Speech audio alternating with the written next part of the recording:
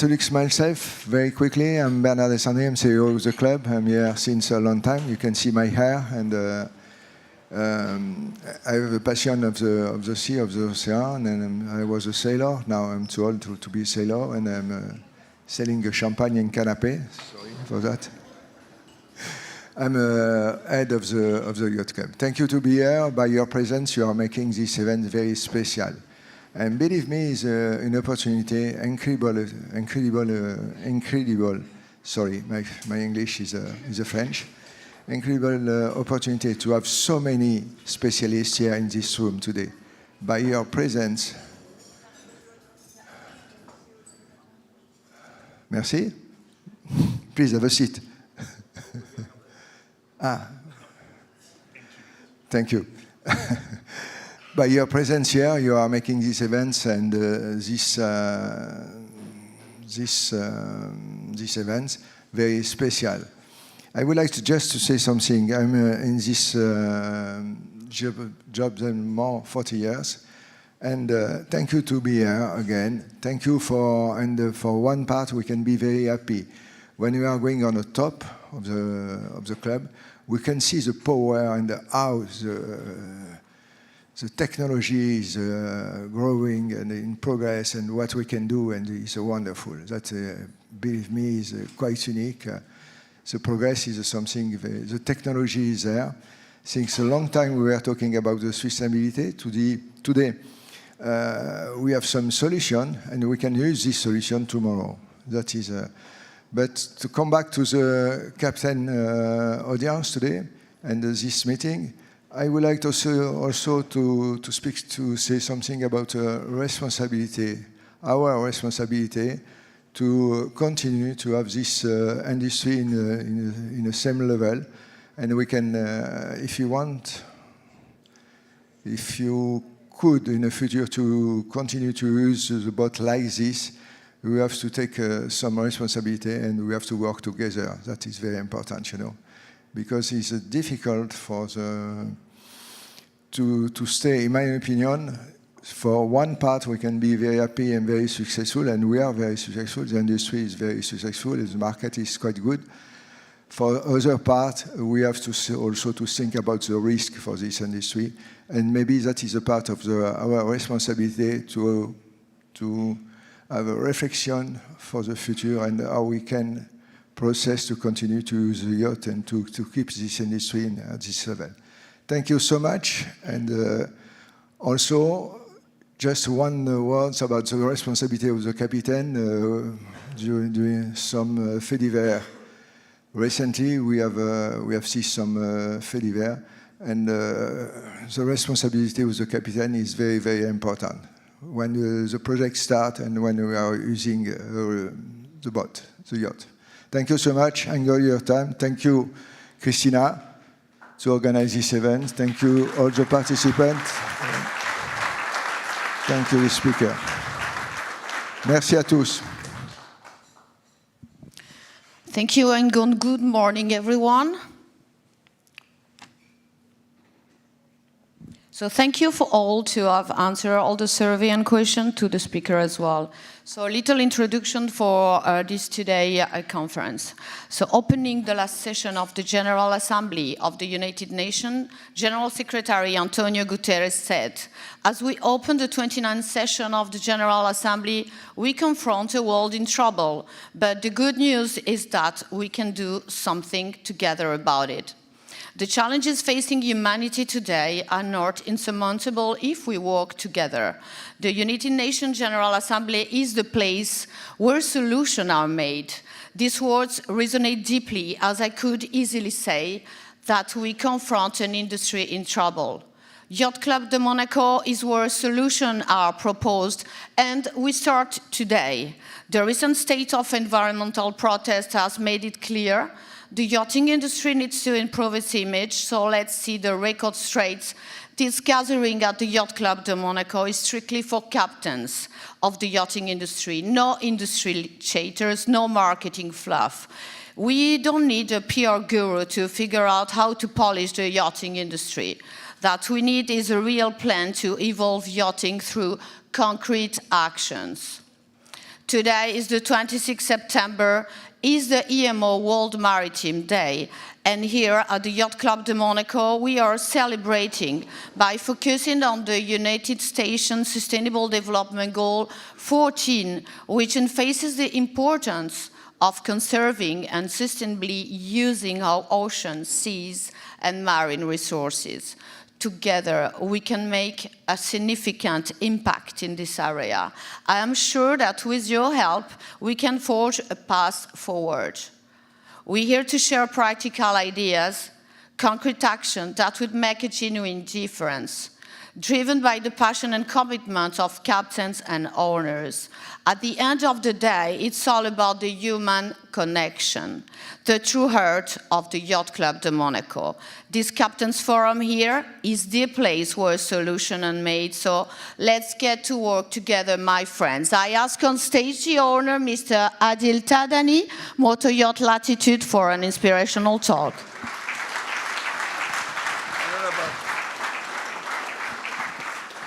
Thank you, Christina. Good morning, Captain's Club members. I assume you're all captains. How many non-captains are there in the audience?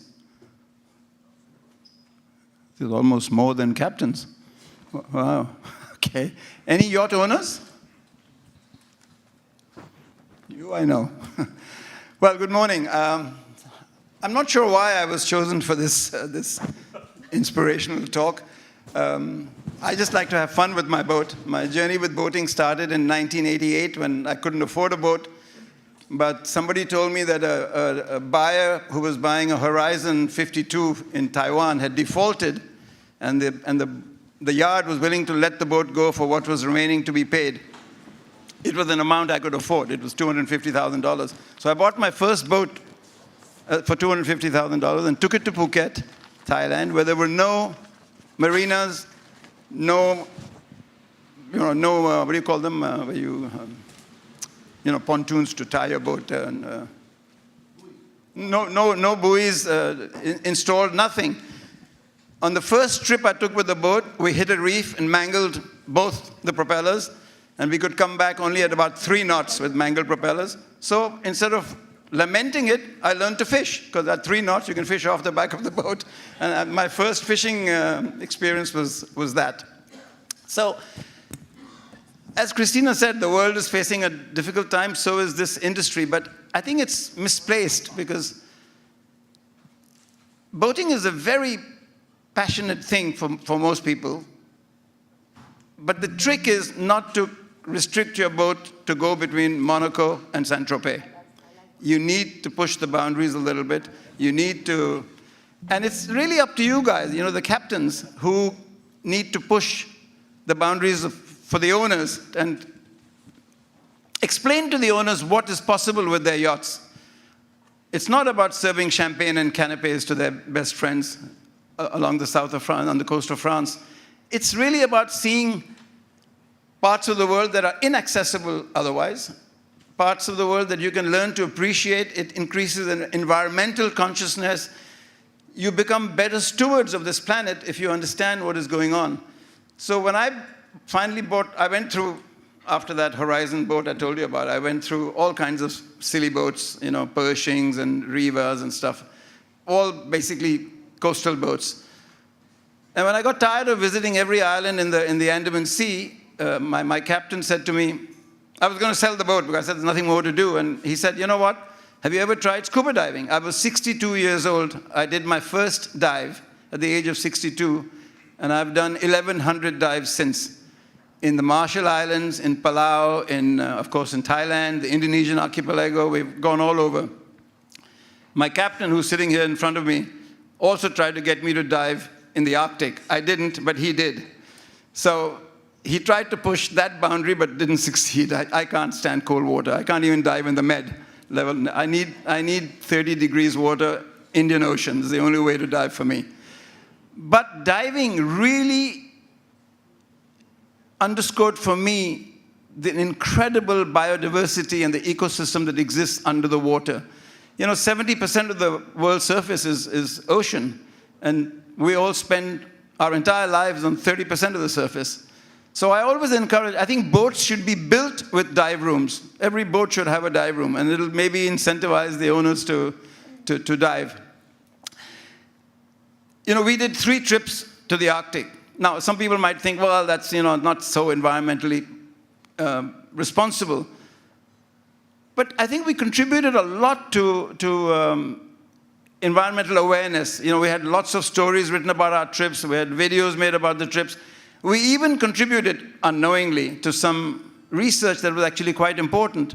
There was a general belief that polar bears, because they are facing such dire conditions, that because of hunger, they will even resort to cannibalism.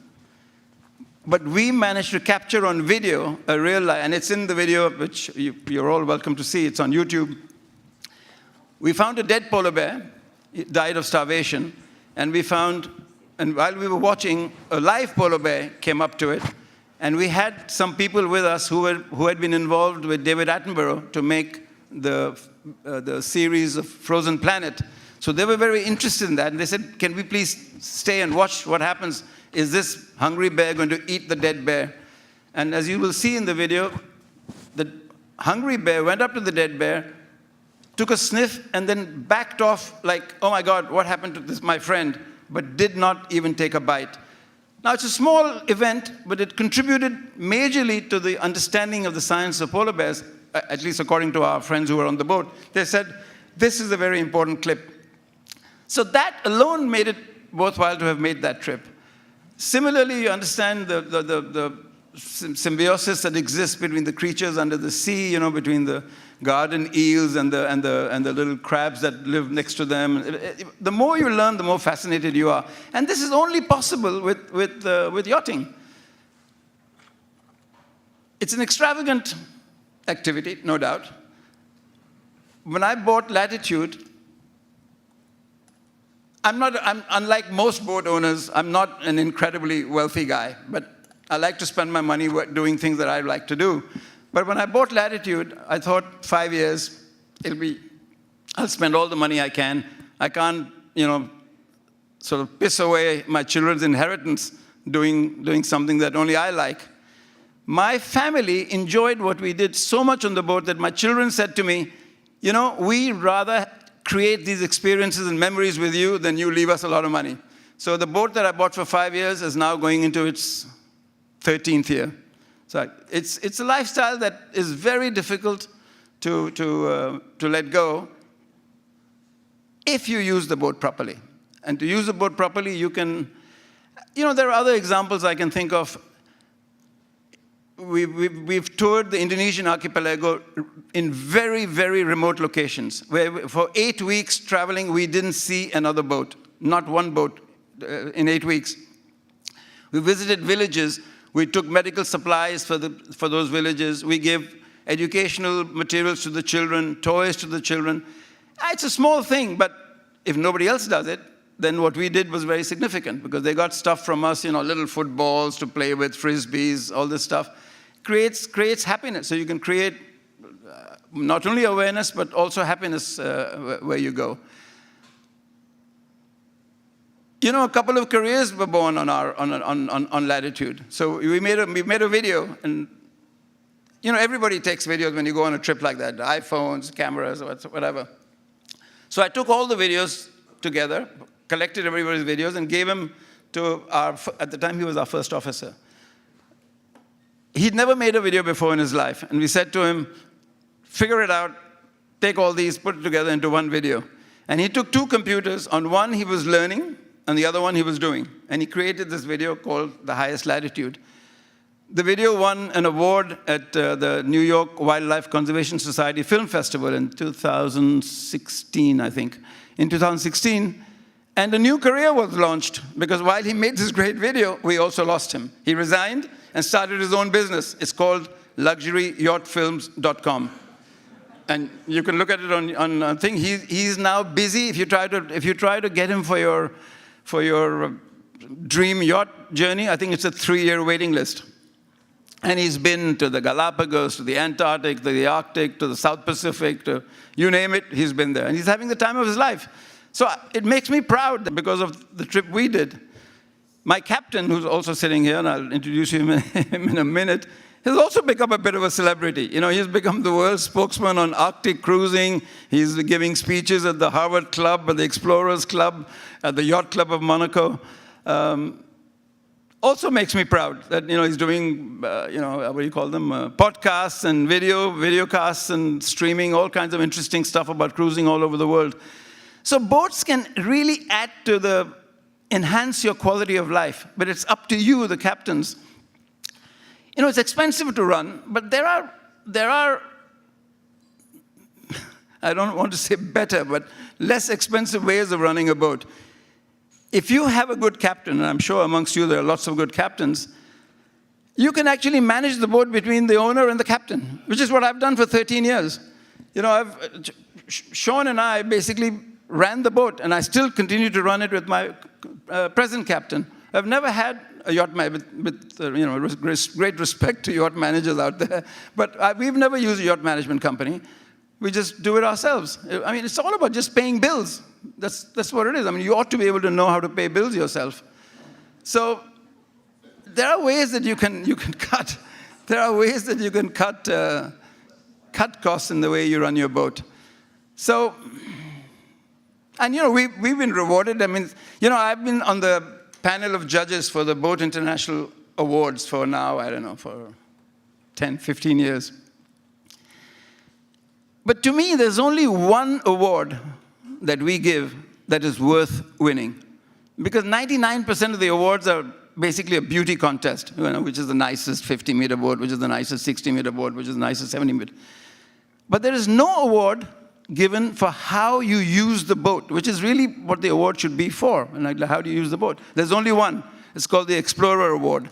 And Latitude has won it twice. Once, thank you to the Yacht Club of Monaco, and once from the Boat International. That makes me proud, because that, I think, is a real award to win, for people appreciating what you do with your boat. So what I say to you is, push your owners.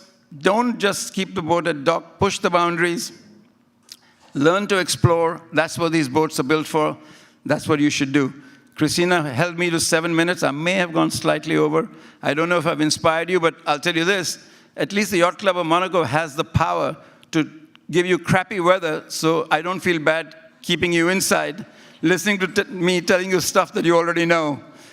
But before I end, I just want to have Sean come up to the stage and take a bow, because he's greatly responsible for what we did. He pushed my boundaries, and here he is. Captain Sean Meagher, member of the Captain's Club of the Yacht Club de Monaco, and member of the Explorer Club of New York.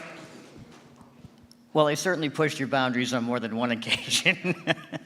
When I first met Neil, he was introduced to me, a very mutual, very good friend of both of ours, a guy named Bill O'Leary, who should definitely get a nod. And Billo said to me, he says, there's this crazy Indian guy I want you to meet. And I said, okay, and probably to Neil, he said, there's this crazy Irish guy I want you to meet too.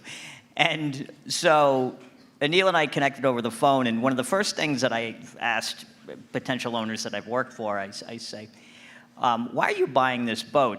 And if Anil had said, I want to go sip cocktails in Saint-Tropez, I would have passed. But he gave me the best answer that any owner I've ever worked with said. He said, I want to go on adventures and photograph wildlife. And we certainly did that. And it was an amazing, amazing adventure. I love the man like a father, and I'm getting teary. But anyway, thank you. Thank you very much.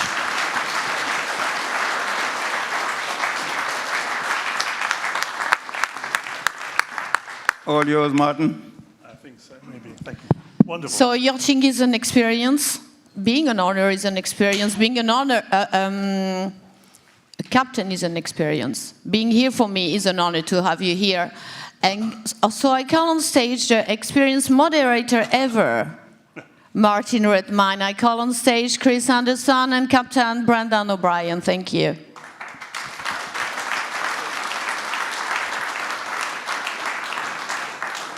Whatever you want. We have a chair between us. There's a barrier there. Yeah, there is. Bad vibes. Okay. Good morning, everyone. Oh, sorry, you're in charge. I forget Christine is always in charge. Right, okay. Quick question. How many people in the room are either captains or have worked and served on yachts? Please show your hands. Okay. You work with the most difficult, demanding, and crazy people on the planet. I'm talking about deckhands. So, I want to try and make sure this conversation is interesting and fun, but also serious. Purely because if I ask the question, show of hands, how many people think we have a point fingers, ask stupid questions, and don't understand what we're about? So part of the conversation we're going to have today is about how do we change our image from a positive perspective, but also to tell new stories. Because the stories we're telling are sometimes misguided, misinformed, and more importantly, probably based on current market activity. There are very few Anil Thadanis in our marketplace. And I love the story, buying for 5 years, keeping it for 13 years. That, to me, is a great success of our market doing something right, where an owner actually enjoys and keeps enjoying the use of the boat. Because when we do the stats and the analysis of usage, migration patterns, the milk run is still very much the dominant play, or it's just the med for maybe 10% of the year. That is the part of the problem. This asset sits in a marina doing very little. When assets do great things, assets become valuable because the owner then sees it as an investment in his lifestyle. So to me, that's one of the big topics we have to address. The green topic is another big topic, but it's overused at the moment. We have to be very careful how much we focus on that green topic. We can be more efficient, we can be smarter. We do not create a massive impact on our planet as an industry. We're tiny compared to aviation, commercial shipping, etc., automotive. So we have a very small impact, but the perception is still very misunderstood. Then you have things like the general perception this summer alone. Social media went crazy. Accidents, fires, collisions, sinkings, the whole gambit of negative publicity related to yachting became so high profile that everyone's asking questions, what's going on? And I asked the question myself, what's going on? And in some ways, it's very fundamentally human, which we're going to talk about in a second. In other ways, it may be down to use, being rusty or not having enough time on board to keep yourself sharp with people who are not qualified. Those crazy, demanding deckhands sometimes aren't ready for real work in real conditions. So these are all what I call serious topics I want to try and talk about. But what Christina was saying earlier on, which I think is important. So, Christina, I'm doing my 5 minutes, but maybe 6, sorry. But the point being is that we have a job, a serious job to do, because there's a lot of our clients, the beneficial owners of our market, who are either stepping out, downsizing, changing their behavior and going into charter, or just moving away from yachting completely. We rely, this is a very, very clear estimate of our data, 3,500 people keep this industry afloat as investors of yachting. That's the number. Number of real owners who use their boats on a consistent level is down to 3,500 real people. With people who have fleets, et cetera, et cetera. So you get in that context of saying, our market penetration is tiny. Because 400,000 people in the world could afford to buy any of these yachts tomorrow. But they choose not to, because sometimes perception is wrong. Sometimes the usage case and the asset use isn't managed financially. It doesn't make sense. So we have a lot of work to do as an industry, and a group of very smart people who know how to make this a really exciting opportunity should work together. And I think the Yacht Club is perfectly positioned to bring people together to have this conversation beyond this meeting. This is a catalyst for more discussion. So that's my introduction. I hope it wasn't too sort of long, Christina. Was it okay? Yeah, happy? Yeah, thank you. I have to keep her happy. She's my boss. And I've got two very important people with me here who are both captains. You have the hardest job in the world, don't you? in the past? Some days. Okay, so pick up the microphone, please. Brendan, Brent, we have a hierarchy. It's been designed. The one with the most hair speaks first. Sorry. No, the point being is that sort of, I've mentioned those comments about how the market's perceived and what's going wrong and all the incidents we had this year.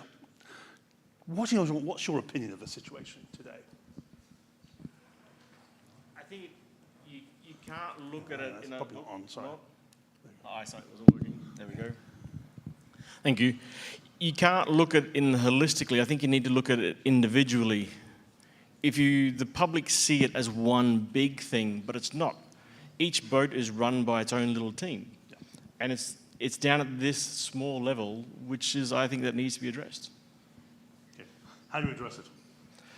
Because your focus is leadership. Your focus is development of human capital. Correct. So my focus... Give me the introduction. Well, my focus is on managers and captains because they're the unseen bottleneck of it all. You've got this filter of owners and companies and businesses, and managers and captains have to hold it together. And down the bottom, you've got the crew, and then you've got the clients who are maybe chartering the vessel, and the captains have to manage that too, and so do the managers. So how do we work with these people to give them more space to deal with these events, whether they be small or large? Yep. So that's where I come into this. So looking across the room, what is your advice at the moment to the market in terms of how do we change the way we operate? Those connectors between the top of the chain down to the bottom of the chain.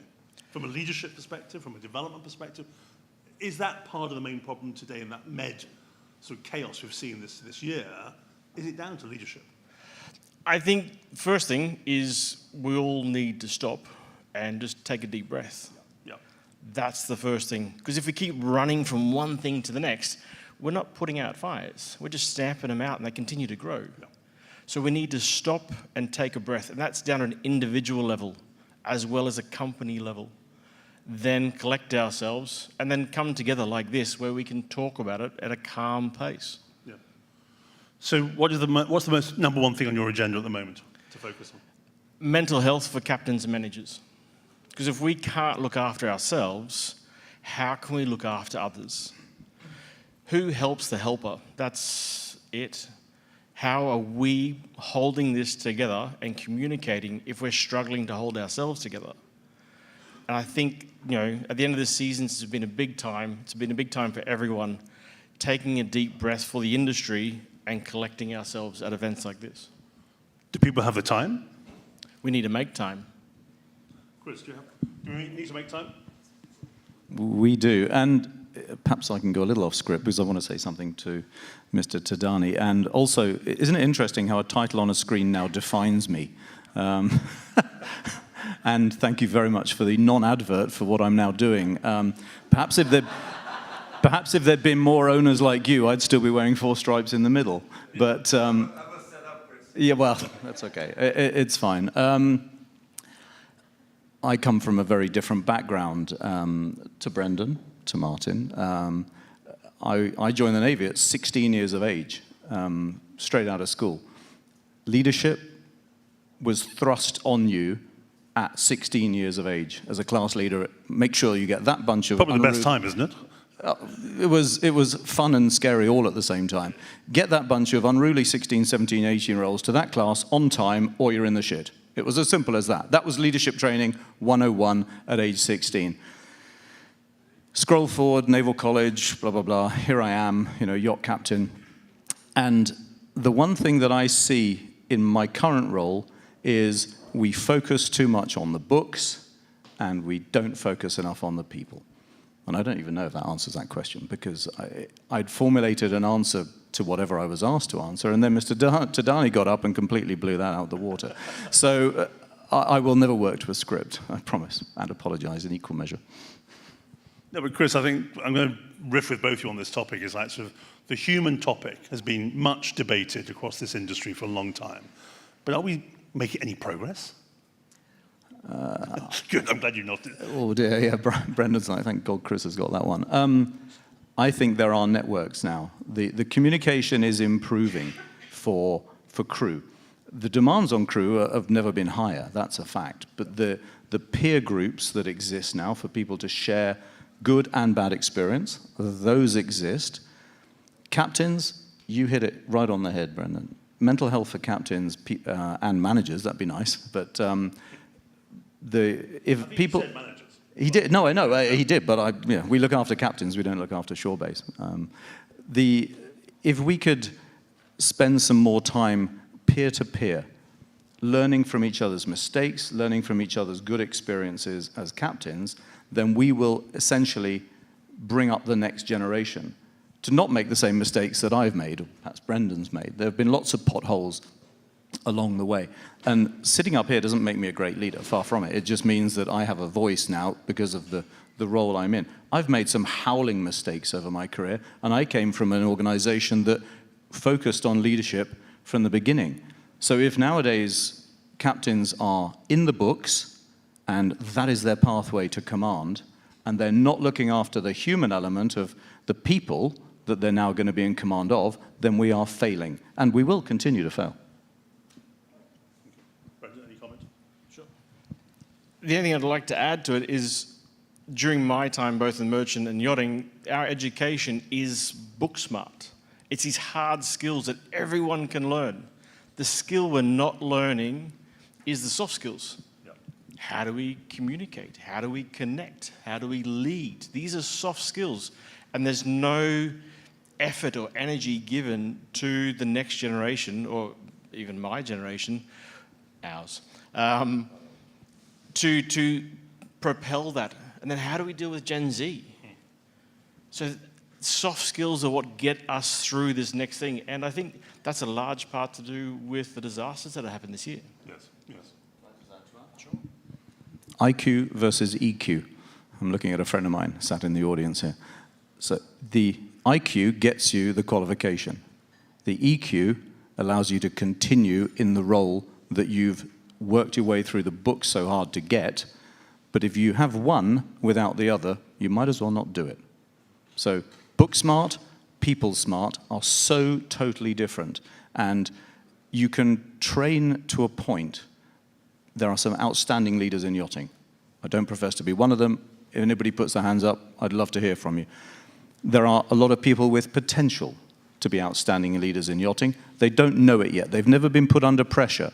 The only way to find out if somebody can be really, really good is to put them under pressure. Sadly, a friend of mine isn't here. His yacht is. He's on holiday. He was a deckhand for me once, and I had a challenging seamanship scenario in very shallow water with very strong wind. The chief officer, who was qualified on paper to deal with the situation, froze like a rabbit in headlights on the foredeck and absolutely could not cope with what was going on. The deckhand, after a certain amount of frustration from my side because I couldn't leave the bridge, just put his hand up and I went, "You can deal with it?" And he said, "Yes, I can." And he did. And he was new to yachting, had been in yachting a matter of months. I'm very pleased that he's now worked for me from deckhand to chief officer, and he's now a captain in his own right. So that guy is the sort of person we need in yachting. People who can think on their feet and take charge of a situation. Just because you've been in the books doesn't mean you can. Yeah, I think one of the questions I want to just throw at both of you is this development of people, because you've got a zero to hero approach. Yeah. And I feel that there's a very big topic of conversation about how people start their career. Yeah. Not the 16-year-old cadet program, doesn't exist in yachting. But people come in with a very misguided expectation. And in most cases, it's a short-term approach. 1, 2, 3 years max, maybe. Because they're looking to make a bit of cash or make just a bit of a gap year type approach. So the pot we're taking our future people from is, in my opinion, still not fit for purpose. How do we change that? Because all the courses are minimum standards or basic. We're not developing people on a proper career path. How do we change that? Promise not to hog the microphone, but you go ahead, Brian. You have my... Funny you mention this, because that was one of the topics last year at the Superyacht Forum. Yep. And in that room, it was crowded. It was standing room only. Fedship were there. All the shipyards were there. and there were a couple of answers, but they sort of touched the surface. I think it's one, we need a sense of altruism in getting to these people, in building this next lot of people.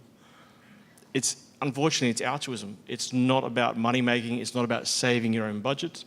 It's about what's doing best for the industry and reaching out to schools and training centers around the world in the best countries, in all countries, to find the people, not who want to watch YouTube and Below Deck and these other shows, but who actually want adventure.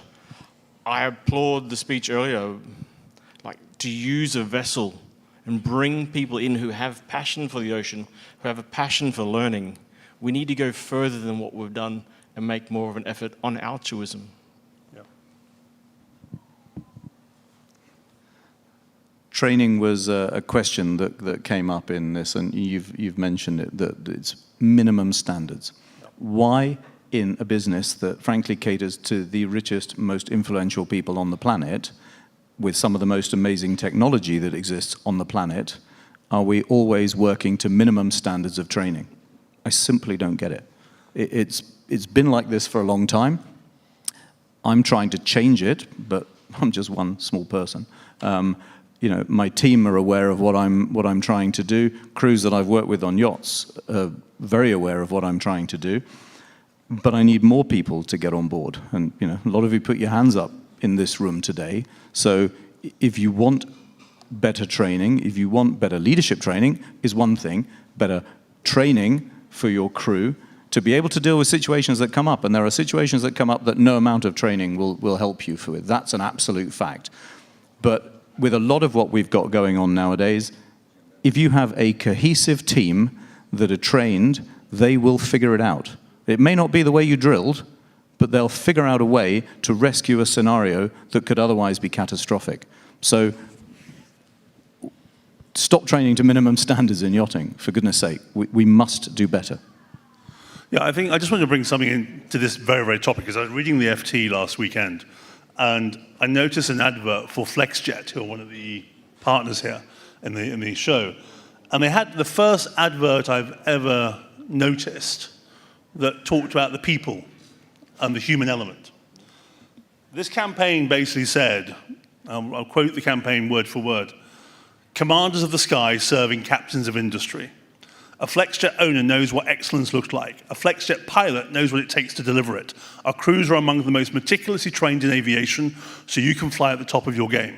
That's the first advert I've seen in aviation that talks about the human element of their operation quality level. I've never seen anyone in yachting talk about this topic. From in marketing, the charter brokers, it's very rarely part of the story that our guys are at the top of their game. Because all the regulations and the people in the class and flag, et cetera, are saying minimum safety standards, minimum manning requirements, minimum training programs. We've got to stop that. It's bullshit.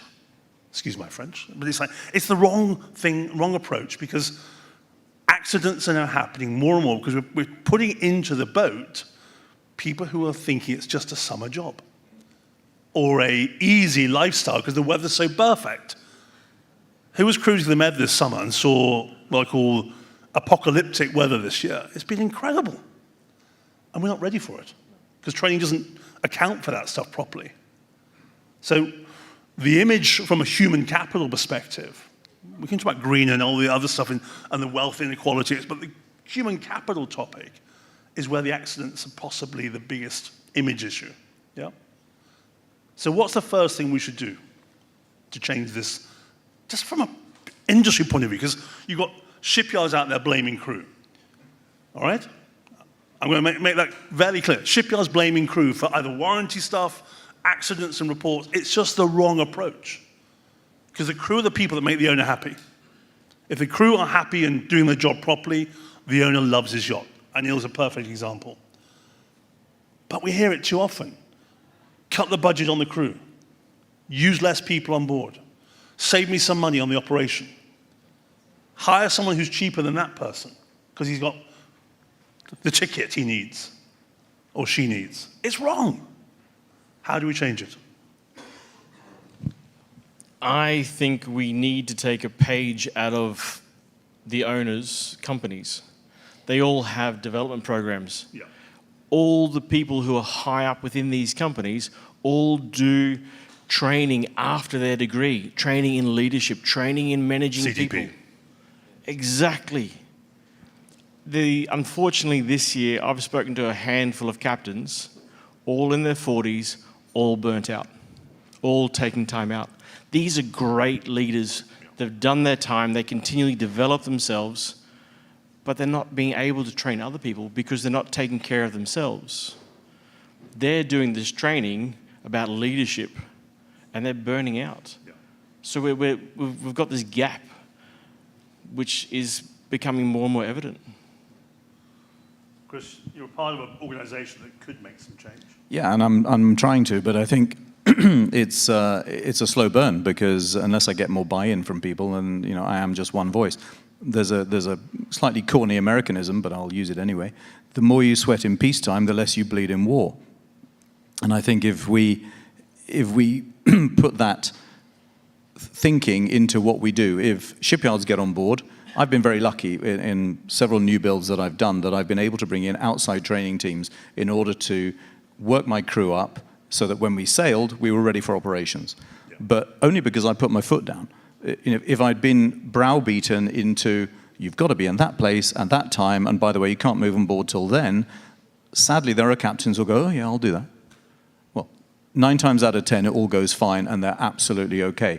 But on that one occasion when it doesn't go wrong, I really hope they've got a plan in place to deal with what they're going to say in the dock, because they're going to be under some severe questioning. So it takes people, perhaps in my role now, yes, but it takes you guys who are still on the front line, and I'm on a different front line, and I'm there to watch your back. And I think that's the bit that people think that management companies are the enemy. I'm not, because I've done the job. I did some stats. I've been at sea in 55 ships, and I've been captain of 38 yachts. That's a sort of crazy number. But I did that stat so that I can actually go toe-to-toe with a captain or a chief officer who doesn't know me, who's perhaps given me some pushback, and I'll say, you know what, I'm here to help you, all right? I'm here to help you train, support. I'm going to put training in your budget, whereas everyone else is trying to cut it because they've got to get a deal across the line. Yes. No, I'm going to stick my hand up and say, don't cut that for Christ's sake, because guess what? When it all goes south, you'll be very grateful that we put the crew through that training course. So I can start it, but I need people who are still doing this out there, dealing with the demands. The demands were already high when I was at the front line at sea, and I've only been ashore less than a year. So, but in that last year, the demands for people have skyrocketed. I see it in the vessels that we look after, where they've been asked to go, what they've been asked to do, and the resources given. And I will fight to give them more resources, but it's early days. So I need a lot of people to get involved. We talked about happy owners. We talked about without these people in the business, there is no job, right? This room doesn't exist. It's as very simple as that. So if we can diplomatically, tactfully, politically correctly, but forcefully make a change for better training. The conditions on yachts are great for crew, generally speaking, all right? Nobody's going to pretend that they're living in austere conditions. My first ship, I had 75 people in the mess deck. It was pretty shit. I mean, I'll be honest with you, there was 500 crew on the thing.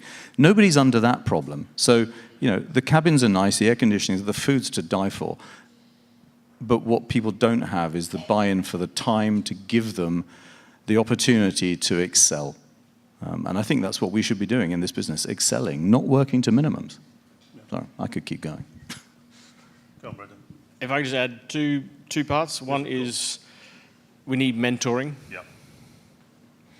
And we need an honest look at mental health. We talk about it. It's been talked about on land for years. We're only now talking about it for the last 4 years in maritime, in yachting. But everyone here, please, if I can just ask, everyone in the audience, put your hand up if you know someone who needs to talk to someone. Please, I ask you, put your hand up. So would you say about half? Yeah. The thing is, we all know someone, but we don't admit it to ourselves. It's a bad word or it's a negative thing. It's perception. we need to change the image that crew need mental help, but managers and captains are, you're damaged if you need it, you're discarded. And I think that needs to change. This perception of how we look at ourselves and what is okay within the industry needs to change. And the last part is continual development plans. Yeah. I think the point is, on the mental health topic, it's a global topic of conversation in the workplace. It's a global topic of conversation with the next gen. It's something that everyone is expecting to have support on. A young deckhand or stew that comes into the market today expects it. It's part of their culture today.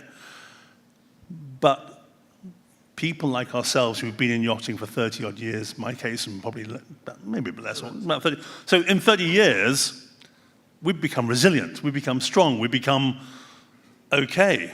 We don't have to admit this too much. We need to be able to look at ourselves in the mirror and say, yeah, I'd love to talk to them about how this went wrong. Because it just distills the problem into a much more confident, relaxed situation. Because what happened this summer, I'm going to go back to the summer topic, it's like we'll find out what went wrong in various reports and stuff that will come out. But if you ask all the people who've been involved in a fire or a collision or sinking or whatever, they will say something went wrong because there was so much pressure, so much stress, not enough time to prepare or whatever. Because, and I'm saying this carefully, because there's probably some people in the market who may be offended by this, but we're creating the pressure ourselves by putting the itineraries into unrealistic windows, squeezing charters back to back, squeezing operations into a phase that doesn't give people the hours of rest or the opportunity to relax and enjoy themselves and be normal. 20-hour days exists in yachting. It's illegal everywhere else. I know it's illegal for us, but we're beyond the law, surely. It's just this whole process. We've got to stop allowing ourselves to be put in this situation, because that's image, reputation. If people come in this market for a summer and get burnout and leave, they tell their friends, don't touch yachting, because it's a nightmare. We need to find people who are willing to come in with a proper pathway that develops them well. And as you say, mentors them well. Chris, you've got the microphone. I want to pick up on something Brendan said then about perceived weakness amongst captains. At the top of the tree, it's a lonely place. The loneliness of command is something that the Navy talks about. It shouldn't be lonely, but it can be.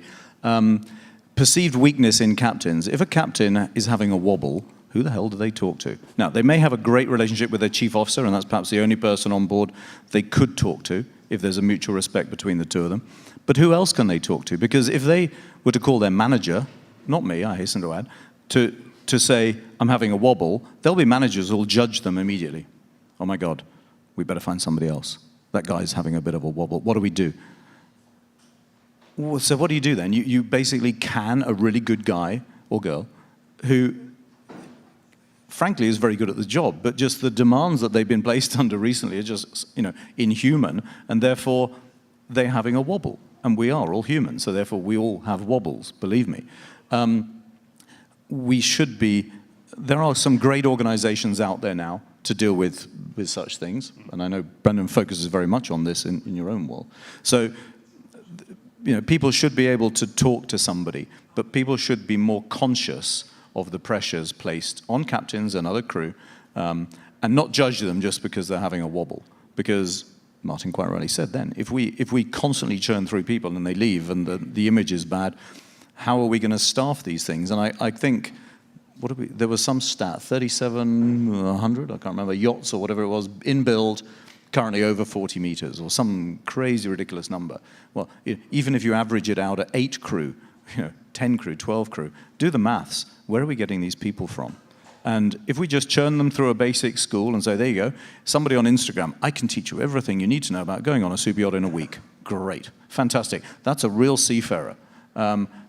They might be able to deal with serving the canapes that Mr. Tadani didn't want to deal with here, but you take them offshore and they don't know what they're doing. And then we're in trouble. So we've got to invest in the people to get them into yachting in the first place. We need to train them properly once they're in. And then once they get to the point where they're under a lot of pressure, we need to support them so they don't just go, stuff this, I'm going to go and work in a bank. Yeah, I think the key thing here is, before Christina drags me off stage, we have to make a plan, all right? And Christina, this is the opportunity. That there should be a plan to develop roundtables, focus groups, committees, whatever you want to call them, to map out the future of our human capital problem. Because, going back to your data you just mentioned there, Chris, we estimate 60,000 new crew in the next 12 years for the churn, rotation, order book, demand. It's a huge number of people we need to find who are willing to become part of our future human capital pool. We also need some new captains to develop quickly and be fast-tracked, but in the right way. Yeah? Because those guys are leaving the market too, becoming yacht managers or becoming shore-based. So there's a huge problem, a human problem, that shipyards aren't even really thinking about too much. But they're delivering stuff that needs these quality people to run their quality asset. You grab that.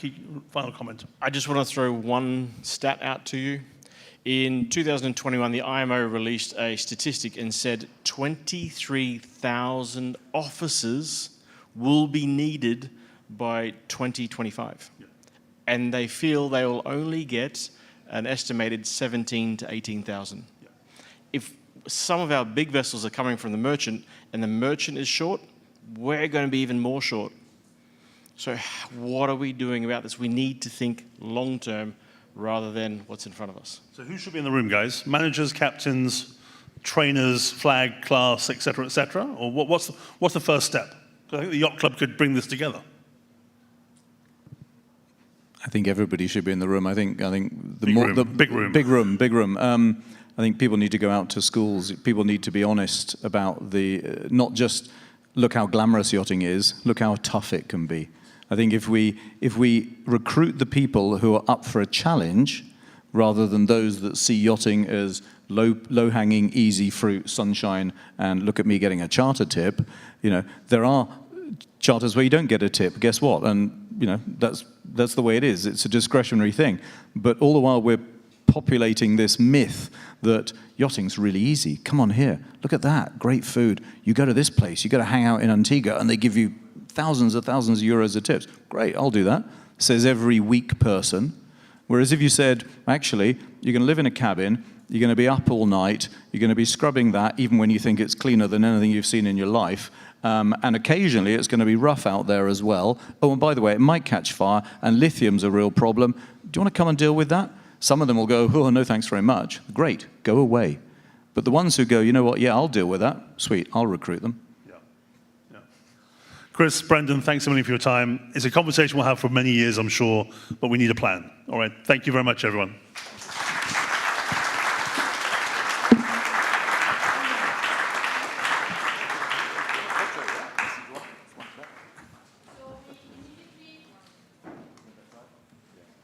Continue on the panel 2. We have so much questions. So thank you, Martin. Thanks to Brandon and Chris.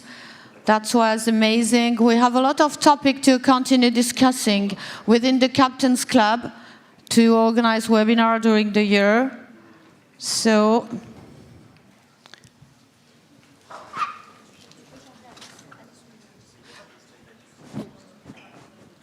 So I ask on stage Alice Williams from Schneider Electric to moderate this second panel, and Peter Ferreira to start. Thank you. Come on up, Peter. Good morning to everybody. I think I may be part of this bigger room that Chris was just talking about, because I am absolutely not from this industry. And I'm delighted to be here with you. I'm delighted that Christina asked me to be here with you, partly to help bring some different lenses, potentially, on the conversation. And I'm really excited to be able to bridge the topic around leadership and human capital and technology, which is what we're moving into next. I'm going to ask Peter to briefly introduce yourself, and then I'll make an overall introduction, and we'll get started. But could you just tell the audience who you are, Captain Peter? Good morning, everybody, and welcome to this edition of the Captain's Forum. Good morning, Alice. Thank you very much.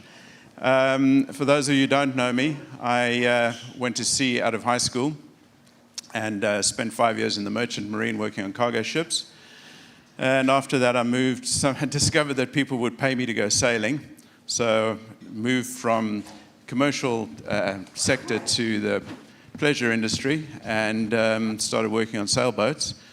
Ran sailboats for a number of years before moving on to motorboats in the early 2000s.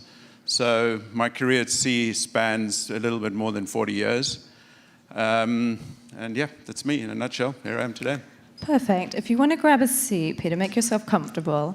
As Christina said, my name is Alice Williams. I'm going to introduce myself a little bit more in a moment here, but I want to set everyone up for this session. And I'm actually going to ask all of you just to close your eyes for me. Close your eyes. I can be probably as directive as Christina, I think. And what I want you to imagine right now is an incredible day at sea.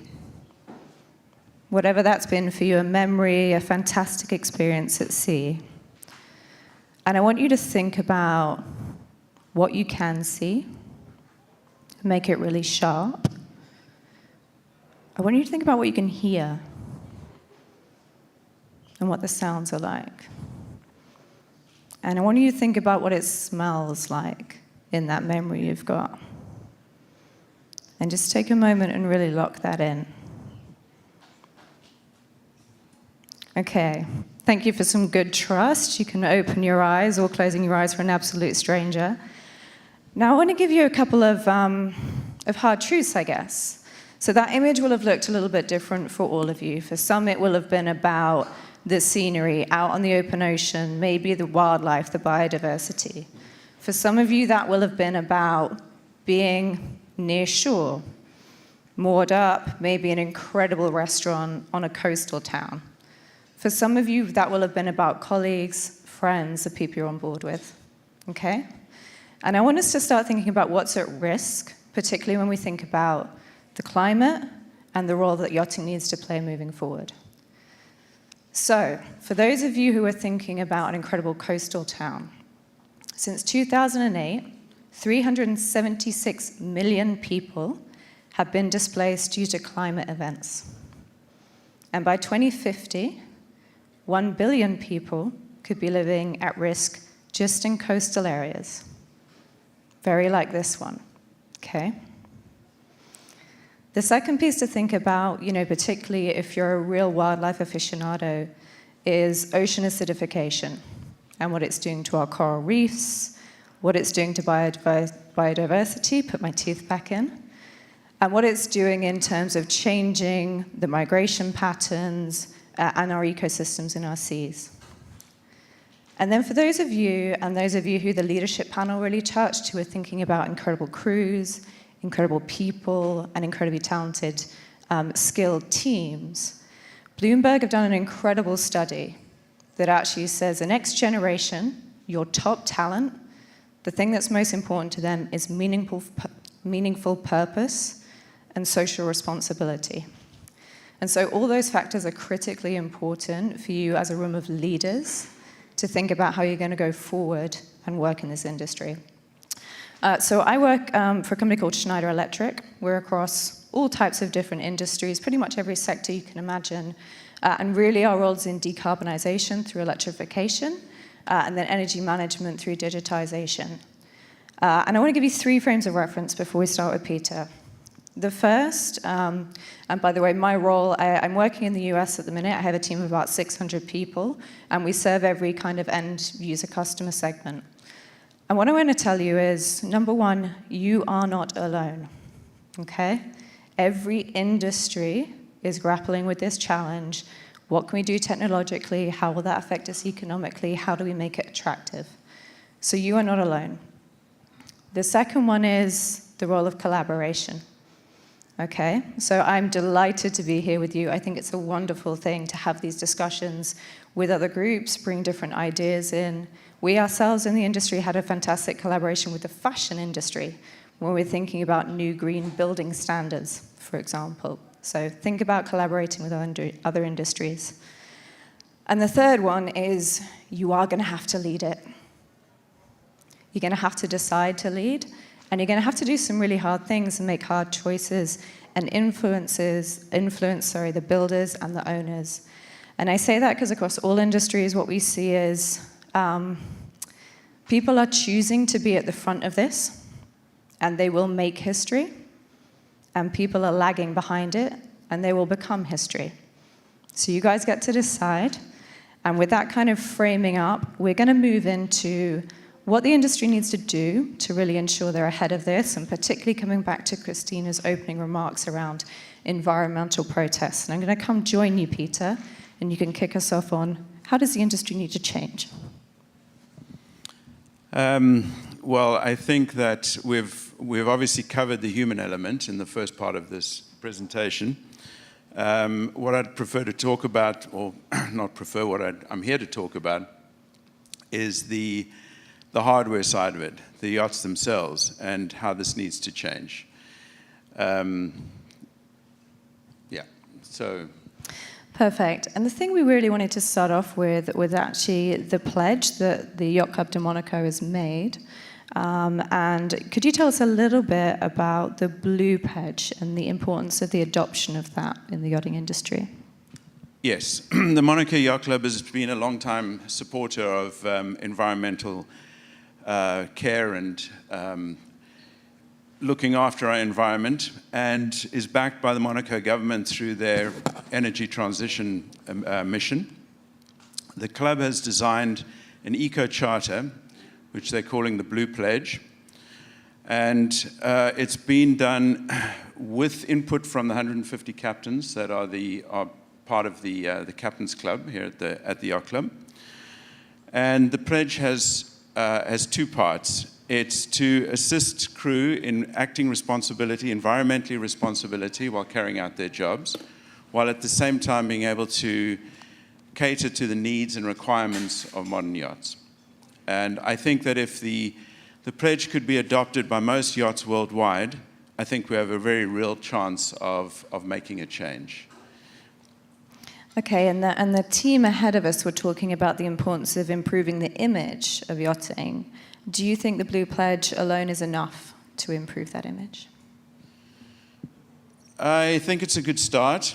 It shows a willingness to go green and to be proactive instead of just using a PR gimmick to cover up the problems that the industry is facing. But I think that the fundamental problem that the industry faces is that the yachts themselves are not environmentally friendly. The yachts are not green. And so, presumably that's true for commercial shipping as well. Is it the same issues and challenges? Yes, absolutely. Commercial shipping is facing the same problems, but there's a distinction that needs to be made between commercial shipping, cargo ships, and yachting. Cargo ships, commercial ships are the only way to move large cargoes around the world. We don't have any choice. We have to have commercial shipping. However, with yachts, a lot of people view yachts purely as toys for wealthy people. And as such, a big part of the general public who are outside of yachting don't see that yachts have any need to exist. Sorry, we've got some notes here because I'm old and I forget stuff. I think it's important that owners are aware. Well, I believe that many owners are not aware of the environmental impact that their yachts have. And I think it's important that they educate themselves and they make themselves aware of the impact that they are creating. And they need to be prepared to make some changes and improve the situation. The Yacht Club Monaco has devised and put together a tool called the C Index, which is very useful in this process. Perfect, and I think we're actually going to invite on stage Nathalie Kiver, who is the project manager for the Yacht Club de Monaco's Super Yacht Association, to tell us a little bit more about the C Index. Perfect. this one, please. Please. Lovely to meet you. Thank you, Peter. We're going to do the handoff. Okay, and so Natalie is going to be our resident expert on the C index, which we're super excited about, and I'm going to absolutely pummel you with questions. I hope you're ready, Natalie. Natalie, can you tell us what practical benefits a good C index rating can offer? Okay, so maybe I should just do a little recap on what the C index is. A lot of captains now are aware of what started off as a small initiative. Our main mission is to support owners, such as Mr. Tadani, who we saw. We don't point fingers. That's not what we're about. We don't sell boats. Our mission is to support these wealthy people into the transition. I join you with what you were saying, that for us, there's not enough transparency. Sorry? Yes? Christina, did you want me to? No? Sorry? Okay, thank you. What we could see from our perspective is there wasn't enough transparency with what you just mentioned about people who buy these yachts and who don't necessarily see the impact that they have on the environment. Mr. Tadani spoke about being a diver. I'm also a diver. I think if you've been a diver, you can see what happens under the water. You can see the ecosystems, and you can totally see, even just as a diver with a tank on your back, what damage you can do. So I think that's a very important message. The practical benefits of the certification that we propose, we also found value in collaborating with maritime class societies. I believe we've got 2 maritime class societies in the Yacht, and then we devised a tool to answer that question. Fast forward to 2021, we then brought in a maritime class society who examined the formula to make sure, okay, do we have a chocolate teapot in hand, or is it actually worth something? Today, people recognize the value of what we've done with that particular class society and with other class societies, again, still with the view of supporting superyacht owners. And the benefits, to come back to your original question, so basically, there's a certification. So the value in the certification that we propose is third-party verified. Today, we're the only people who are proposing a third-party independent verification of a CO2 certification for superyachts. That hasn't changed. Maybe there'll be others in the future, but for now, we are still the only ones. The value of that certification is coupled with an options for improvement document. Again, this is a voluntary process. We don't point fingers. We don't publish any data. But the document, which is the options for improvement, guide the captains or the superyacht owner towards things that they can apply. So it can be restricting the power of the engines. It can be changing the generators. And these are very tangible things. What's happened very recently is that we've gone outside the 2 square kilometers of Monaco, and we now have partnerships with 16 ports in the Mediterranean, 15 ports in the Mediterranean, and we've also signed an agreement with the Seychelles, because they see that these superyachts come to the Seychelles waters, and they also want to attract less impactful boats into their waters. So that's practically, I don't know if I answered your question exactly, but practically what we're trying to do with this community. It more than answered my question, thank you. And I think one of the critical things, the same with any kind of achievement or results or outcome, is to set clear goals, to your point around transparency. But it's a complicated topic and there's lots in there. So for the audience, what are some of the main top 2 or 3 factors that would influence their C index? Well, basically, we hear a lot of detractors saying, oh, there's not just CO2. Well, guess what? It's the most pressing factor. It's the most pressing issue that our planet faces. I'm very glad that you mentioned ocean acidification in your introduction speech, because 50% of the carbon emissions that are emitted worldwide are absorbed by the oceans. Ocean acidification is no good news for anybody. Depletion of ecosystems, depletion of food stocks, it's really bad news. So CO2 for us is the first segment. Because we started off small, we wanted to do it properly, and that's what I believe we have now achieved. With other class societies, we're moving on to other factors, such as NOx emissions and also noise pollution, which is an enormous topic. And at the moment, the certification that we offer is based on the engines and the generators. It's exactly what you have when you go into your car dealership. Anybody that goes into a car dealership today would not find an energy intensity label, would find it very, very abnormal. And yet, we have owners who spend tens of thousands of millions of euros, and they don't have that transparency. So we based it on something that was very tangible, very simple, because we realized that there are other initiatives that can be out there that have opened a fabulous Pandora's box, and it's very, very difficult. So we stick to something that's small, that is reliable, and based on things that are tangible. Power of the engines, installed rated engines, the energy balance of everything that's on board in terms of anything that has a heat pump. So these are very, very tangible things. Amazing. Can we get the hands up again of the captains in the room, former captains, wannabe captains? Let's have the hands right up. Okay, thank you. What can these folks do?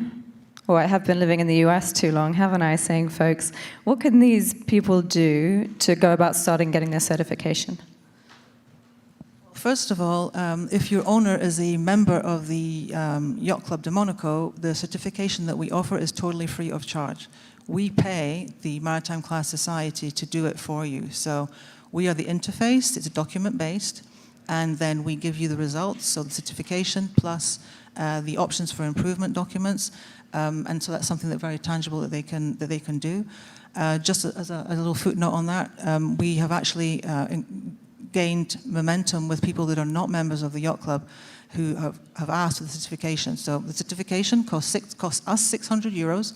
If you're not a member of the Yacht Club, it will cost you 600 euros.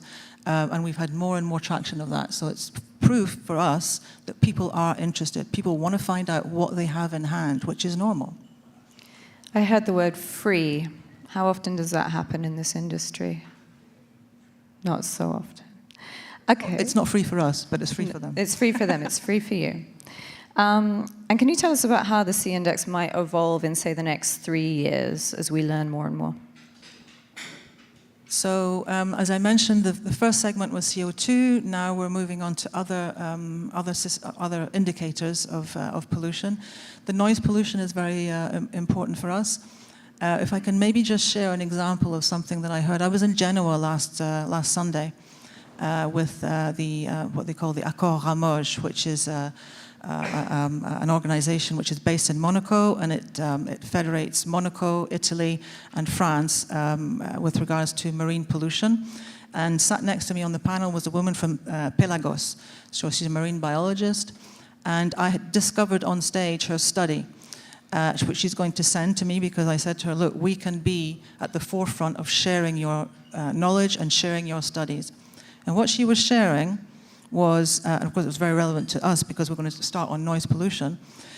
They have taken the example of, which seemingly is an innovative, a good idea, which is to avoid anti-fouling with paint. There's a lot of technologies out there. I have seen them 2 years ago. I met with a lot of companies. I'm not here to point any fingers, but innovations that don't use paint for anti-fouling, and they use, I think it's what they call infrason, infrasound technology to stop the crustaceans, etc., getting on your hull. They've now, a couple of years later, so these studies are coming out by marine biologists. It's a catastrophe. It's a catastrophe for cetaceans. So she's going to send me that report, and this is things that we can learn from people who know what they're talking about. We have limited knowledge within our industry. We can come up with ideas, but unless we go to the end of the study and involve these scientists, we're still going to be in our bubble. So voilà, just a little side note that we have a lot to learn. I totally agree. We have to collaborate together, and we have to be more open. I also thank you because you used a word that I didn't hear in the first part, was a sense of purpose. We here in the shipping industry has trouble recruiting people because people are lacking a sense of purpose. And until we are transparent about the pollution that we're creating and how we're addressing it, then I think it's going to become increasingly difficult to hire people within the yachting industry because the lack of sense of purpose and what they're doing is not impacting the environment. I think that's quite important. Thank you. As a bit of a side, my entire company's bonus structure is heavily weighted towards our UN SDG sustainability targets. It's become that critical that actually even higher percentage than our financial achievements, that's what we're getting our bonuses off. So some things to think about. Peter, we're going to come back to you. And can you tell us how much you think this tool can actually help the industry be more sustainable? As with the Blue Pledge, I think this is a great start. Some good points are being raised. And as I said, it's important that it's going to raise awareness. And the Yacht Club Monaco is at the forefront of leading the change. But I do believe that the industry, as I said before, the problem is with the yachts themselves. And the industry has to move towards emission-free yachts. The problem at the moment, one of the problems I see is that everybody's talking about energy efficiency, and I think that people are confusing energy efficiency with environmentally friendly. To give you an example, a typical engine found in a 50 to 60 meter yacht uses about 5,000 liters of diesel a day when the yacht's at sea, and uses about 65 cubic meters of air every minute when it's running at full throttle. And it converts that air into toxic exhaust gases. Now, to put that into perspective, that engine is using the same amount of fuel as the average person uses in 5 years in their motor car in a single day. And if that engine was in here today, running in this room, and we closed all the doors and windows, it would use up all the air in this room in 15 minutes, fill the room with toxic gases, and, well, we'd die. So while this engine is using all this air and fuel, it's developing a lot of power. So people view this as energy efficient, which it is. However, no one can argue that this is an environmentally friendly machine. I think, and this is why we have given this, the important thing to take away from this is that we need to move to emission-free yachting. Because don't forget that the statistics I'm giving you is for one engine. Every yacht has normally 2 engines propelling it, plus a few other smaller engines that are generating electricity. There are vessels out there that are hybrids. This is a new development in the industry, and we're going to hear more about that today. But all these vessels still have diesel engines on board, which have the same problems. You use the words emission-free. Do you think that's possible? This is yachting. Anything's possible. The yacht owners make up the 0.1% of the 0.1%, and as such, they're uniquely positioned to make the changes that are necessary. I think that the important thing is to move away from diesel as a fuel source, and many of the captains that were surveyed before this forum agree that this needs to happen. There are already engines that are using emission-free fuels such as hydrogen, methanol, and ammonia in service in the commercial sector. And I think it's a disgrace that the yachting industry did not lead this change. I believe that there is, I saw it in my news feed yesterday, there's a hydrogen-powered yacht that is either just been launched or is about to be launched. I think this is a great step forward. This is what the industry needs. If there's one that's just been launched, that means there's probably more in build. Yacht yards, builders, please let the public know so that we can improve our image. Let everybody know that these yachts are being built and that we are moving away from diesel as a fuel source. I understand that obviously there are many hurdles and challenges that are associated with moving to a new fuel source. But the yacht owners are extremely wealthy people, and they have the connections and the wealth to make these changes. And what about the yacht owners? So how do you think this proposal of emissions-free would go with them? Is it something that you think would be supported? I know we have a couple of yacht owners in the room. I think ultimately we're going to have no choice. The industry is going to have to become completely green unless you're comfortable with an angry mob of environmental activists jumping up and down on the dock and waving banners every time you, or worse, painting your yacht when you arrive in port. I think change is compulsory. And in fact, I challenge yacht owners, yacht builders, classification societies, flag states, to make sure that this change happens. Make sure that in the next few years, diesel is no longer an option and diesel-powered yachts are no longer being built. You talked a little bit about, actually really wishing the yacht industry had been at the forefront of this. What is the risk of not acting? Well, I think that the yachting industry will probably continue to and probably won't thrive, but will struggle along. But as more and more people become aware that yachts are actually environmentally unfriendly, the industry itself will come under intense scrutiny, and that our moral values will face some significant challenges and questions. Perfect. I think you're all due a 10-minute break, but I'd like to ask Peter and Natalie for just one kind of parting message for the audience before we finish. If I could just temporate, I don't know if you say temporer a little bit, Peter's comments. I believe that there are great things being done in the industry. It's not going fast enough. I think we can all agree on that. One of the other challenges that we have is that there are shipyards that are doing things, tangible things, very good things. But we also face the trouble of infrastructure. You were talking about hydrogen, liquid hydrogen boat that's been launched. We've just recently evaluated our first, it was a first for us, methanol reformer fuel cell boat. And of course, these are very expensive PR exercises, and of course the boats have to operate dual fuel at the moment because you can't fill your tank with liquid hydrogen and you can't fill your tank with green methanol. So these are I think that the industry does have the possibility, and yes, I agree with you, it's not going fast enough, but they will get there. I have no doubt about that. But the infrastructure, shipping has a problem.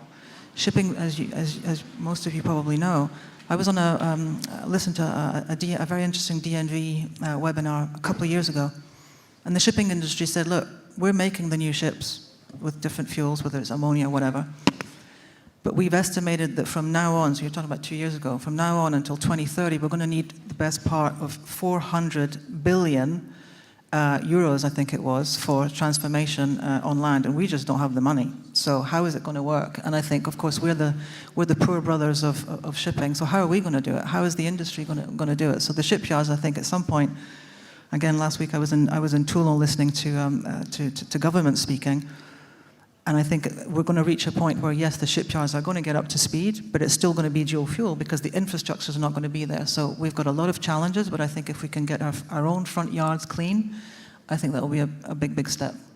Thank you. If I can just respond to that, absolutely. What you're saying is probably the biggest part of the problem is the infrastructure. The fuel supply, using these alternate green fuels is a problem. However, as was mentioned earlier in the forum, most yachts don't travel that far. They stay in the Mediterranean or they do the milk run, Mediterranean, Caribbean. So we have the advantage over commercial shipping where the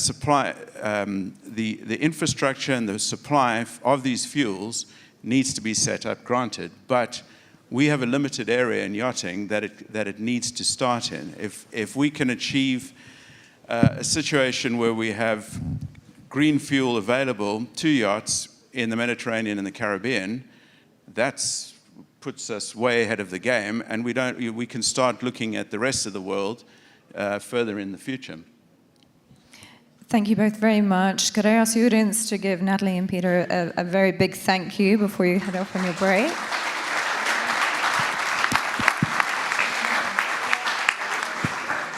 We're going to go on break now, but please be back promptly. We have 3 fantastic captains who are living and breathing the next technology to tell you all about it. So 15 minutes of breaks, and we come back to discussions, questions and answers, and the 3 last speakers.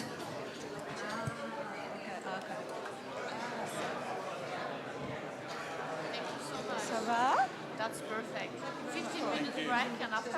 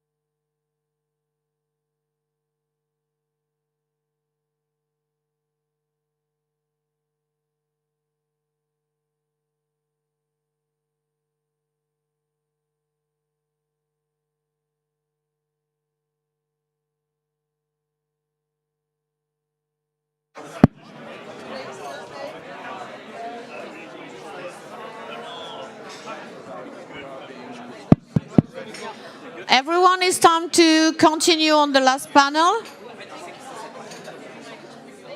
So I kindly ask you to take your seats again, please. So again, have a seat, please. We continue for the last panel. Alice William already on stage. We will close the bar and reopen again at the end with champagne for everyone to celebrate this Monaco Yacht Show.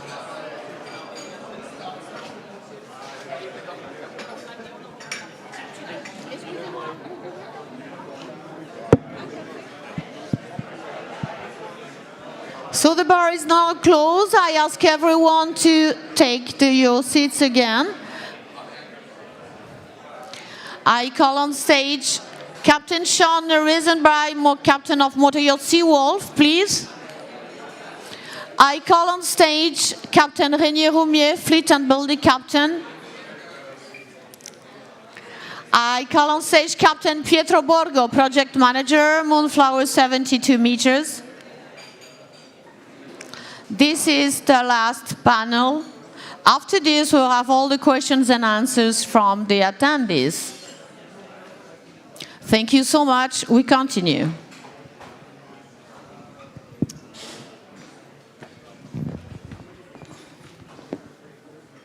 Perfect. All right, is everyone caffeinated of some kind? Can I ask you to, we have seats here, so feel free to come and join us.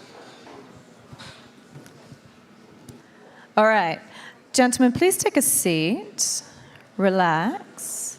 And what we're going to do is we're going to introduce you one at a time as we go through. We've got some very noisy people at the back.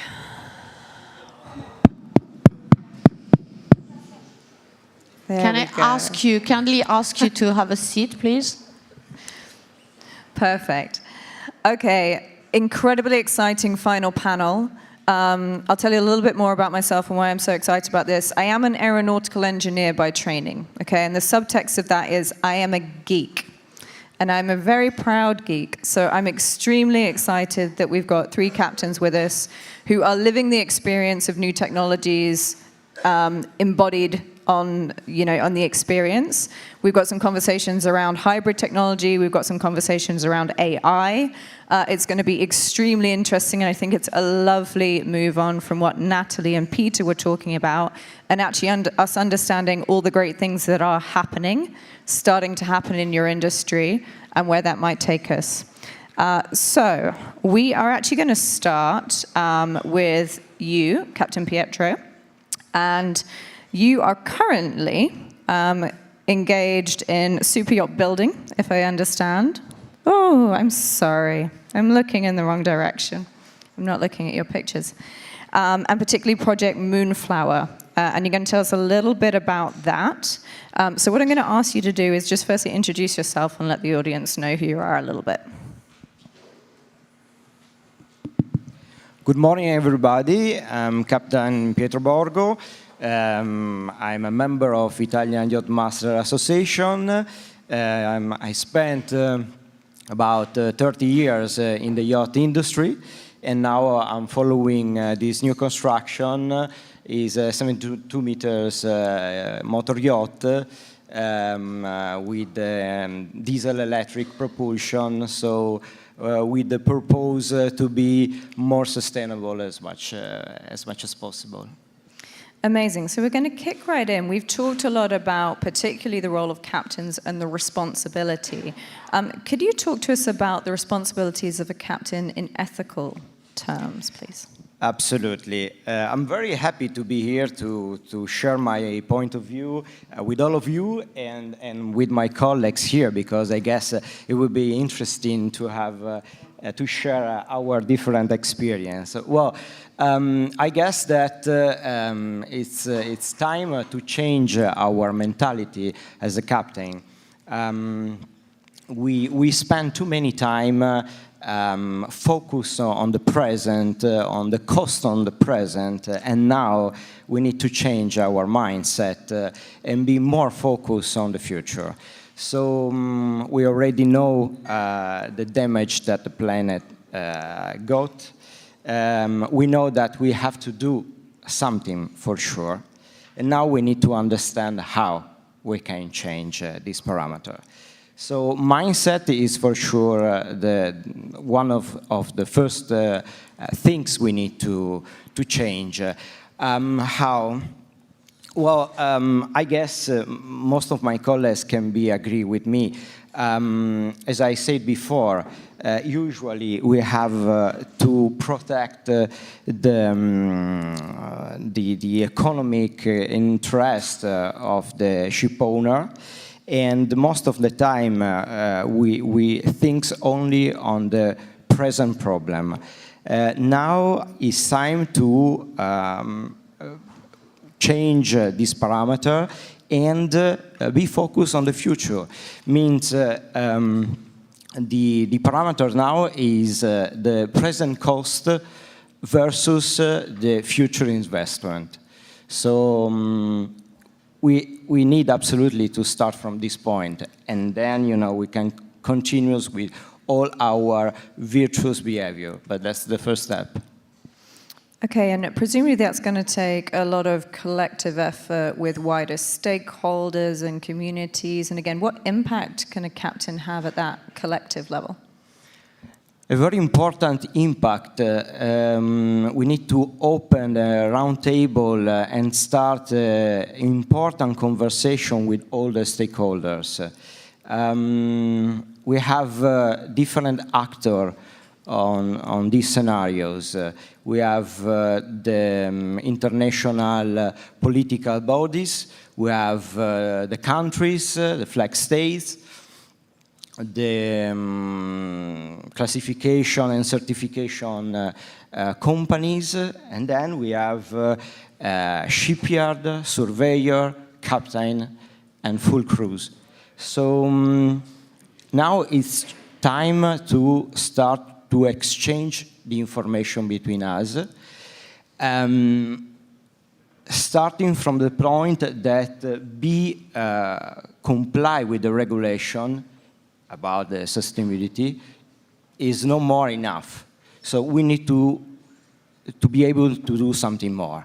So absolutely the exchange of information and experience is the first step. And we had a wonderful example first thing today, actually, of the relationship between a captain and an owner. You mentioned owners just then. So again, how does this focus on the future, getting into the macro vision, building that community, how does that impact the relationship between a captain and a ship owner? Well, that's absolutely very important. From my point of view, we need to create a strong relationship with the ship owner. The ship owner needs to trust in us 100% because we need to become advisor for the ship owner. So only being prepared, informed, and having all the knowledge about the news, the sustainability news on the market, we can offer to the ship owner the best solution, the best suggestions. So this relationship is for sure one of the most important. It's something that it can help us to really change the futures, because if we are able to convince the ship owner that some choices are the right choice, then we can really start to give our contribute to this process. Okay, and I'm going to warn you, I'm going slightly off script, and I'm going to ask you a question that isn't in here, but I think it's a soft one, so go easy on him if it isn't. So Project Moonflower, as I understand, is this cutting-edge, leading technology aiming to really integrate the experience of the yacht with the marine environment. Why did you want to get involved with something so cutting-edge? Well, there's no other choice. I mean, it's something that we have to do. And we are now part of this process. Everyone needs to give the personal contribute. and we need to do the same. Personally, I guess as a captain, we can be a model for our crew members and sometimes also for the ship owners and for the guests we have on board. So changing, as I said before, our mindset and giving a right model to create a virtuous circle, I think it could be a very important contribute by the side of the captain. Okay, and we obviously heard earlier the importance of building teams, building future leaders, building future captains. There's a lot of people in the room who've got a few more years of captaincy in them. What would you say are the most important characteristics of a captain of the future? Well, I have a strong idea in my mind, which is the vision. I guess that a modern captain needs to have a vision. Vision means not just look towards the futures, but especially be able to bring the futures into the present. So by this attitude, I guess we can really give a strong contribute. Perfect. Thank you very much. Can we have a round of applause for Captain Pietro, please? Okay, so we're going to shift from this kind of mindset approach of how do you be at the leading edge of technology, and we're going to come to Captain Rainier, who's on the end, and you guys are in a confusing order for me, and really understanding the experiences and challenges that you're facing on Project Arrow, so again, a 77-meter hybrid under construction. So do you want to introduce yourself a little bit, and then we'll kick into questions? Sure. So hi, my name is Rainier Rumi, and it happens to be a captain of 77-meter under construction today. And the owner decided to go for a hybrid vessel in order to keep up with the technology today. And from my perspective, the first challenge I had is to take the challenge itself, because building a yacht today is not just jumping on and yes, bringing all the regulations that we know and to comply. We are building a yacht that has to be delivered within 5 years, and this is 5 years ahead of thinking and planning of and checking what is the latest technology. So for me, the first challenge is personal, and then I have a lot of technical challenges. It is mainly, I would say, is when it comes to build a yacht, we build it on a lot of experience. And it's decades and 2,000 years today. We're building boats and yachts and vessels. So there's a lot of experience and know-how to draw on to build something. However, we live in a world where technology is very fast. So we have to build on previous know-how and experience, but try to grab as much as we can technology from what is coming on and what's available today, because what is new today is old in 5 years within delivery. So basically, these are the challenges to fuse these know-how and try to glue in the project as much as we can from the technology. And doing this is not just a process. I think this is the future of yachting. And you must have had to make some interesting decisions around technology and some technology challenges. Can you tell us a bit about that? Sure, there's always challenges and someone to if I can say, pull out the plug and say, okay, we cannot do this. When it comes to integrating new technologies, there's another challenge that comes in, which is compliance, okay? Today we have the technology, but we don't have the regulations for such technologies. Recently we started talking about lithium. Okay, lithium batteries, they are great, they're very efficient, but there's a risk that comes with lithium batteries. There's a storage for lithium batteries, which in our industry, there is no a book or guide. There's an MGN 681 that says a little bit about storage of lithium, but we had to go a little bit more further because we are not building a yacht for today, we are building a yacht for the future. So we had to we went to the NASA space mission to study how they store lithium on their spaceships and try to implement a little bit the same room of storage for the lithium batteries, putting thermal cameras, and even went to flood the entire compartment in case of uncontrolled scenario. So it's thinking a little bit outside of the box when it comes to make decisions about the technology. Okay, the technology is here, it's good, but am I bringing on board a future problem? Am I bringing it on board for the future a hazard or something I cannot deal with? Especially that regulations, unfortunately, in aviation, cars, wherever, they come after an accident. Yeah? And this technology we are importing today, no one has tested it yet. Few boats, perfect. But it hasn't been there for ages. It has, the certifications haven't been there for this product. So it's always taking on a challenge, and we make our way around it with later risk assessments and operating procedures to make it safe.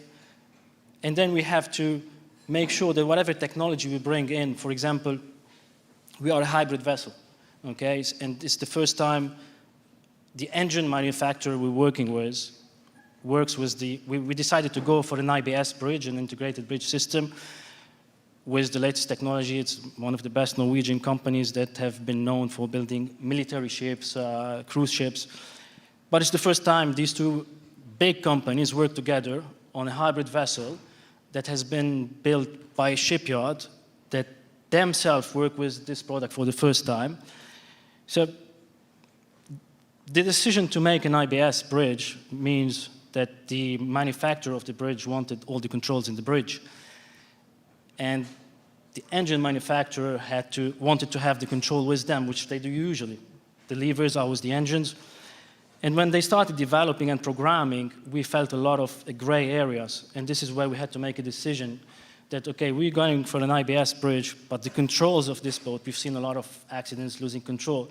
We don't want to be the rat in the lab on whom we're going to be testing this product. I don't want to be driving it if I'm not sure about it. So, yeah, these are challenges I recently faced on the project we are building.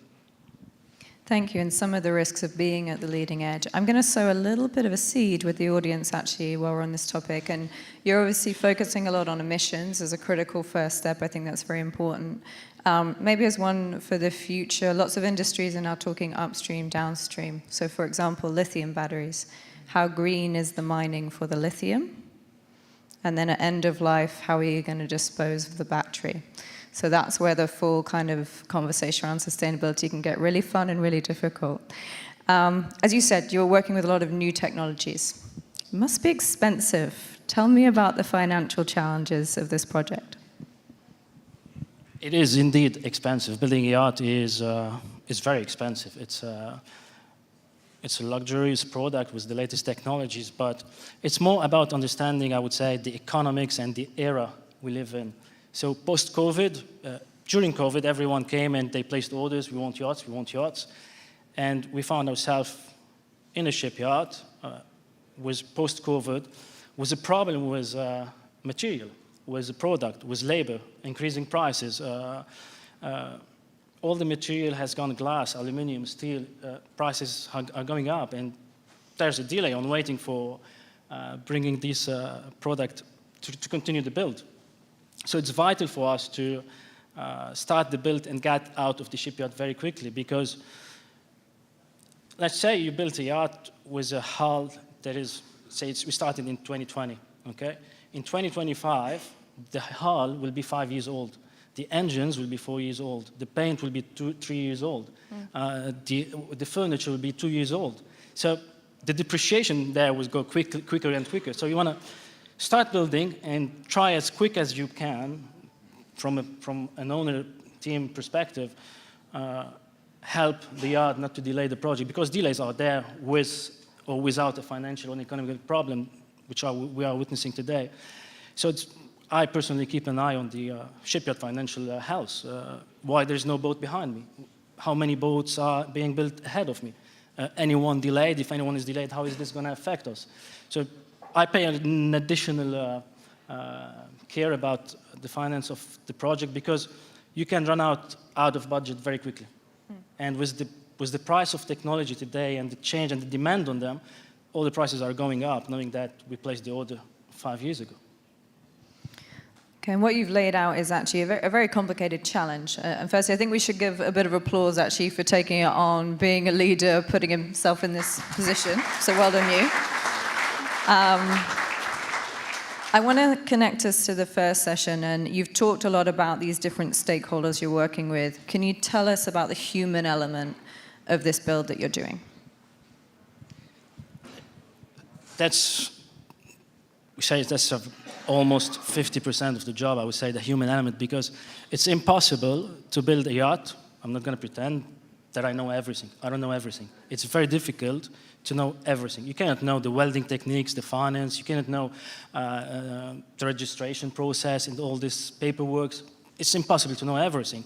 So it's vital to build around, if you want to have a successful project from my perspective, to build a team. I believe in the human element. I believe in the in composing one big brain made of multiple individuals, where each is specialized in a specific task. I cannot make every decision, but I can lead the team to make the perfect decision for my boss. Because, again, I'm not a welder, I'm not a lawyer, I haven't 50 years of experience. I work with naval architects who started designing the first yacht when I was born. So I cannot know everything about it. And then it comes the crew that's recruiting a crew who are capable to operate this masterpiece with the latest technology. And not only operate it, we can operate a yacht, anyone can qualified can operate a yacht, but it's delivering in parallel this experience to the owners, because this is what yachting is about. It's not just about qualification, certification, it's about creating this memories, I would call it, for the guests on board that they will never forget. Amazing, thank you. That is a perfect segue. Again, can we do a round of applause for Captain Raymond here? Super. So this is a beautiful panel to be put together. We've talked about the vision and the necessity of being at the leading edge. We've talked about the challenge of integrating technology and working with stakeholders and working through hurdles to get it done. We're now going to talk about the experience of actually getting those experiences and outcomes out the other side. So Captain Sean is going to talk to us about how to become eco-conscious seafarers, which I think is a wonderful phrase, and really talking about your experience using AI. Thank you. So Sean, could you briefly introduce yourself for the audience, please? Hello, my name is Sean Risenbury. I'm captain of Seawolf X. It's a newly launched hybrid electric catamaran built close by in Italy, and we've just done our first season, and now we're here at the show. Perfect. And can you tell us a bit about, again, how can we become, I'm going to join your industry, you can see, how can we become eco-conscious seafarers, and particularly tell us about your experience with AI? I think that we have a lot more tools these days than we used to become eco-conscious seafarers. Particularly in our case, we have AI, which was developed specifically for this purpose. So I think if we use these, we can combine them with the technology that we have on board, including other renewable sources like solar. That's going to be a really big step in the right direction. Okay, and can you tell us a bit about, has there been any impact on the standards and the luxury levels, for example, in the yacht from any of this technology? In my experience operating the vessel that we have now, there's been absolutely no drawbacks, only benefits. The only thing is we're a little bit slower than most people, but we have the added plus, which was a big draw for the owner, which was we have this silent mode. We don't actually have main engines on board. We only have electric propulsion motors, which means that when they are running and we are cruising, it feels like a sail yacht because you just can't feel a single thing.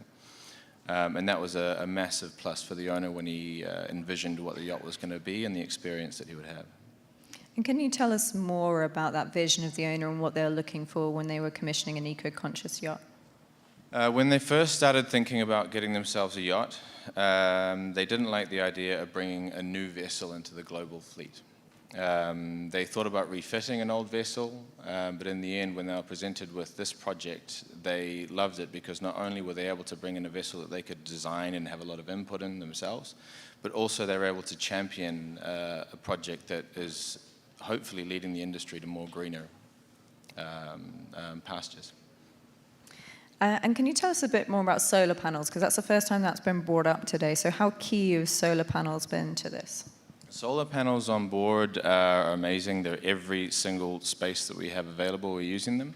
And this was a massive plus for the owner as well, because he loves the idea that he could be sitting in a bay somewhere in silence with the boat being powered only by renewable energies. Amazing. And we touched on AI. You know, I'm very excited about this topic. So can you tell us how that system's integrated into the yacht and what functionality is it providing for you? Because AI can do all sorts of things these days. So what exactly is it doing for you? So the AI on board was developed specifically for the yacht. And it has two kind of major functionality. One's analytical and one's a little bit more practical. So the analytical side, it measures the use of power throughout the entire vessel down to equipment, every single area and every single room it knows. And then it collates all that information and feeds it back to us, telling us the areas that we can improve and the areas that are doing well. And also it helps to improve the efficiency, because when we're on battery mode, when we're drawing from the batteries, it's much more efficient if we have a linear draw rather than spikes and surges. So they've integrated things like LED lighting panels around the high energy using areas like the laundry and the galley and the bridge, where if we are currently using a lot of draw, it'll have a red light and say, okay, now's not a good time, let's try and use it later to help get the most out of the batteries that we can and be able to use the power generation less because we're more efficient. Amazing. You mentioned briefly that you're a little bit slower than other yachts, but can you tell us more about the performance of the yacht in general, maybe some of that speed, but also capability and what it can do? The benefit for us with the big electric installation that we have is that we also have very long-range capabilities with low diesel usage. One of the pluses of the vessel is we can do an Atlantic crossing 80% of the time in only electric mode. So we'll have our diesel generators on for 20% of the time when we're crossing. So that is extremely efficient as well as responsible. So that's one of the pluses that we have. The other thing I have, I'm currently planning an Atlantic crossing now. And because of the way our system is set up, we can power the propulsion either through the generators or the batteries assisted by the solar. But on a long-range passage, I know a lot of vessels, probably a lot of captains here, have experienced loss of an engine or something like that. With us, we don't have to worry about that because we can power the vessel's powered through a bus which powers all the propulsion, which can come from the batteries or come from the generators, meaning that if we do have a failure, we can deal with it without losing any propulsion. So we can keep going while we work on the problem in an isolated area, an isolated engine room, and it doesn't restrict us at all in that way. Okay. A quick check. Can we hear Sean right at the back? Yes? Nodding heads? Yes. Thank you, Chris. There's a bit of noise. So you've mentioned batteries a couple of times. I know a thing or two about batteries. What limitations have you had with the battery installation? The limitations that we have with the batteries are similar to the automotive and the aeronautical industry, which is size and weight and cost. It's the same everywhere, really. We've got different limitations to different industries. For example, we can do a little bit better on space than cars can. We can do a little bit better on weight than planes can. But ultimately, they're still the same limitations where we will spend longer times that we want to be under batteries. So at the moment, the system we have on board is very good, but I know with the R&D that's going on globally in all these three industries, it's only going to get better. And so I'm hoping with the example that we have, it's going to encourage more vessels to install these systems on board. Perfect, thank you. And probably some final thoughts, and maybe from all three of you would be quite a nice way to round out. I think we've spoken about the need for this sort of community to lead the conversation. And I think there's always two pieces. There is, what's the risk and what do we need to be worried about and therefore change, which is one piece. But also, why can this actually be a more attractive future for yachting? And what do we gain that makes this the most attractive way to move forward in the future? I think we've spoken a lot about the reputation of super yachts and how we're trying to improve that, and so I'm sure that there is some feeling when the owners are on board using their yachts, a sense of guilt and this bad image that they're creating. So if we can promote more eco-sustainable experiences on board, I think that's going to improve the feeling that they have on board, because they realize that they're having this super yacht experience without coming at such a huge cost to the planet. We'll just go along the line. Last thoughts for us, please. Well, I would like to share with my colleagues. Do we have any answer to this problem? I mean, is there anything that we are really doing to solve this problem? I mean, I know the new technology, but in terms of the captain responsibility, what we can really say today to give a strong sign? Do we have an answer? You can have a go at that. Everybody's asking questions now. Well, I mean, what I think is it's too early. We are still in, the market is still trying to see where they can settle. Look at the car industry, okay? They went to electric, brilliant. All the governments in all the countries and the manufacturers went to electric. And now they are changing again, because electric, how do we charge them? Where do we store the batteries? How we replace the batteries? And now they're going back to hybrid. And from hybrid, they're going back to I don't know where. So it's, I believe it's wait and see, that's what I always say. Because it's very easy to jump and say, okay, let's do that. And then we will be burning more steps, and then instead of going forward, we'll be going backward. I would say, I'll wait and see how the market evolves, and then I'll develop my structure, my infrastructure around it. Perfect. Thank you very much to the final panel of the day. We'll have a round of applause, please. Well done, gentlemen. And I would just like to applaud all of you. It's been wonderful being here and being a bit of a fly on the wall to your journey. My organization has 6 core values, my favorite of which is curiosity. Okay, and what you're demonstrating here is the willingness to ask the hard question, say we don't have all the answers, but move forward as a community. So I applaud you for that. Thank you so much for having me. And I think, Christina, are we moving into Q&A? Exactly. So I ask all the speakers to come on stage again, and I will ask all the attendees to ask questions, and for sure priority to captains.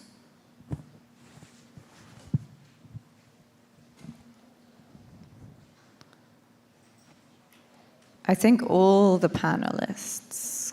All the speakers. So Chris and Brendan as well. And maybe Martin? And Martin. Come on, don't be shy. I know where you are.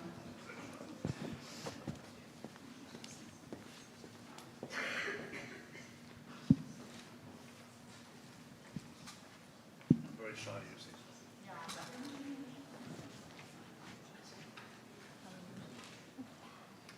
So we're talking about sustainability, responsibility, and actions. Thank you, Alice. Thank you, Martin, for such a great moderation, and thank you to all the speakers and all your commitments.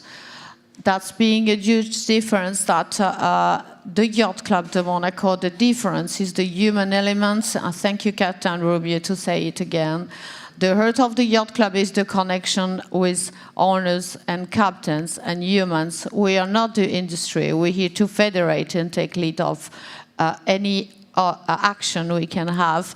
As well at the Yacht Club, we're very proud to have the C Index with Natalie today, and we're very proud to have here 2 teachers from the sustainable trainings that we're holding here at the Yacht Club de Monaco Belle Classe Academy. So maybe one question, because I have here Claire and Camille.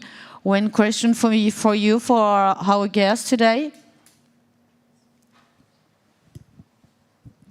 Hello everyone, I'm Camille on the Energy Decarbonization course for engines, generators and bunkering operations.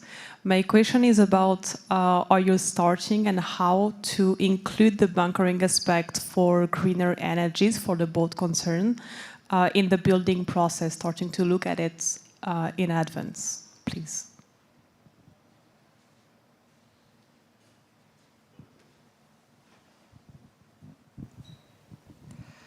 Well, as I said before, we are absolutely ready to receive new technology, a new purpose, new sustainability purpose from the market. We know that it's not easy because the cost, but we are trying in this moment to force as much as possible the ship owner to convince them that doing this investment is absolutely important. It's important for the planet, for sure, for the futures, but it's important also to keep the value of the boats on the market. I mean, we need modern yacht, and as my colleague said, you know, it takes probably three years to build a max yacht, and the technology we have on board risks to become old in a short time. So we need to think in advance and to look the futures and things that we want to give to the ship owners the best advice to have a good vessel, not in the present, but in the future.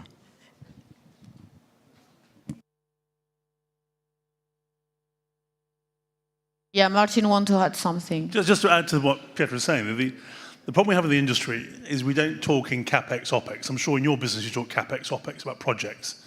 The OpEx topic hasn't really become mature in our market, the life cycle cost. The more you invest in a project, the lower the life cycle cost should be. And we keep talking to the clients about upfront, big, expensive projects with a high CapEx. But if you make the right investment, 20%, 30% more, over the life cycle, you end up with a reduced operational cost. And we have to change that narrative. Sorry.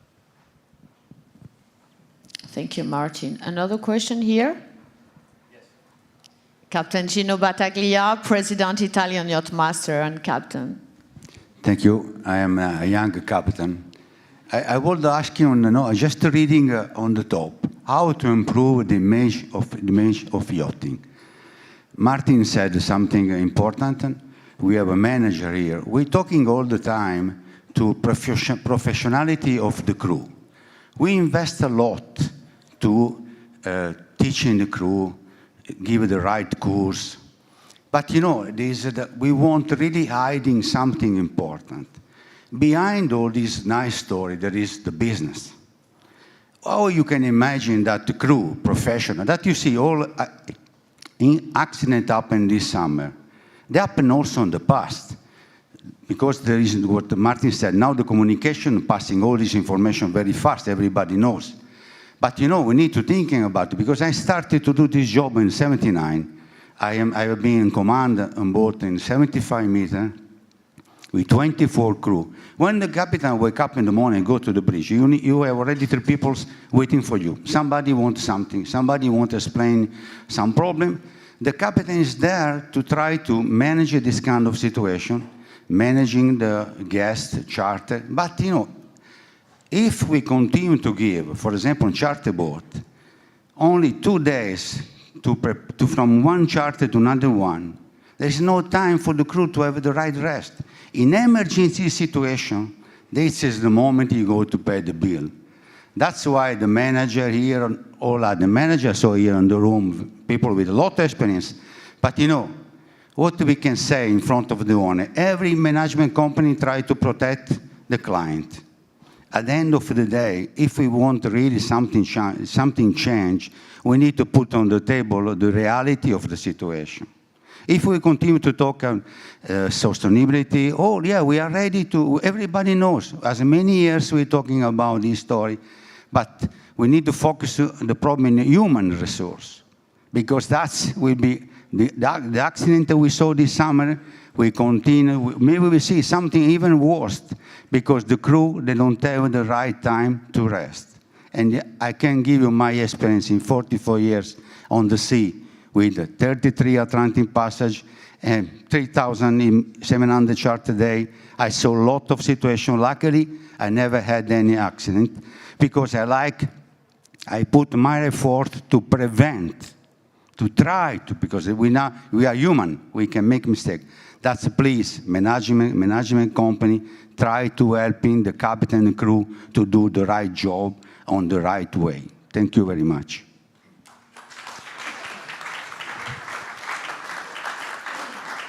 and how you can change. As a captain, you are younger, sorry.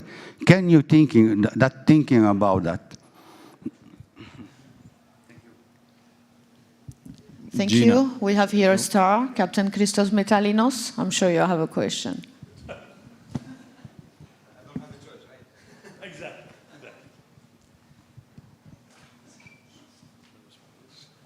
Thank you, Christine. Good morning. I'm very happy to be here. Hi, Martin. Okay, we know each other for a while. So we discussed before about the regulatory and the present situation with the sustainable projects we have to face. So fortunately or unfortunately, my opinion is that without the regulatory, it's very hard to convince the owners to spend double or triple the money they're going to have a regular yacht and to place into the industry, regardless if it's going to be charter or private. But the thing is, at the end of the day, the most important principle that we serve all these years has to do with one thing: pleasure. Someone spend fortune, okay, for our standards, to have 1 month or 2 months of pleasure and pay off the rest of his life with all these difficulties, okay? Because the reality is that always anything that's authentic or original has two sides. So I believe that everybody faces the shiny and also face the dark one. And in regards of the sustainability, I'm glad because I'm a member of the Yacht Club that I saw that we have a lot of progress in regards of the projects and the actions. And definitely, we're in a good course to convince more new owners to be in this loop of sustainability and sustainability projects, generally speaking. So it wasn't a question, but thank you, Christina, for giving me the opportunity to share my opinion about that. Thank you, as usual. Is there another question from a captain here? Can Chris respond to Gina? Yes, for sure. Yeah, a couple of things. First of all, we sing off the same hymn sheet. There's a reason why cruise ships have an operational captain and a staff captain. It's so that they don't run aground as often as some have. Because the human part, dealing with all those people, it is a time sap. But it has to be a time sap, and you have to have somebody who can deal with the crew. And then you need somebody who can actually look out of the window and make sure that the thing goes where it's meant to go. So getting a deal across, the bottom line, we talk about the bottom line in yachting all the time. People have forever got to get the deal across. What can we cut? This sort of stuff happens all the time. That's 100% against my DNA. So I said it earlier, I'm one small person looking to try and make a change, and I will make a change because I'm also horribly competitive. So we have to look after the people. The captains, you and I, similar era, and the things that we've dealt with and how we've seen things change over the years. The business of yachting hasn't evolved enough. But the demands have got greater, the tools are the same, the same old, get the deal, cut the budget, but by the way, I want you to work twice as hard, and all the charter must happen now. So all of those things, they need to be changed somehow. I don't know how, but I said it earlier, and if there's enough people in the room, we'll make enough noise. If I go to the gentleman who just spoke a second ago, we talked about private, we talked about charter, we talked about training standards. Why in heaven's name there are less manning rules or less training standards for pleasure yachts than there are for charter is something that I have never comprehended. It absolutely makes zero sense at all. Can I change it? Again, I'm one person, right? Some of you are smiling, nodding. Thank you very much for clapping, because it all makes sense. I'll go to the Marshall Islands cocktail party this evening, and I'll bang on at Joe Assail about it, and I'll say, come on. And Joe's a good guy, and he's a smart guy, and they're very forward-thinking flag state. Will the others follow the same thing? I simply don't know. But the more of us who can say, stop working to minimums, set yourself at the highest possible standard, you might have to row back on some occasions. That is the only way to start. If you're a captain in command, if you're nice to everybody the first day you get on board, and then they start to, I won't swear, take advantage of you, it's very difficult to ramp it up. Whereas if you come on level, fair, and firm, and then they prove to you what they've done and how they're doing it, and then you can afford to back off, that's the way to do it. That's what we should be doing in yachting generally, in terms of our standard. We should set the standard as high as we possibly can. and then we have to make some accommodations underneath. I hope that helps your thinking. Can I add something? Please, please. Thank you very much. I very appreciate it. Something that I think gets overlooked a lot of the time in our industry is that most yacht owners own private airplanes as well. They have crews, captains and crews on their airplanes. And probably the private aviation sector has been around even longer than yachting has, or certainly motor yachting. But the big difference is that owners seem to accept the requirements for aviation crews, rest, times of rest, how much time they can fly, how much time they have to be on the ground, as well as accepting the amount of time that the airplane has to spend being maintained. And it seems like this doesn't transfer to yachting, whereas it should. And another issue that's been raised today is the level of training. I don't believe that any owner that owns a private airplane hires the cheapest pilot that he can find. He hires the best pilot he can find. So I think a good start would maybe be to convince owners to compare yachting to aviation, and maybe we can make some headway that way. Another answer from the panel. Sorry, Chris, previously I was such in the emotion that I do not let you answer. So maybe someone else want to share something? Okay, maybe another question here. I see Capitano Adolfo Oria, Captain's Club member.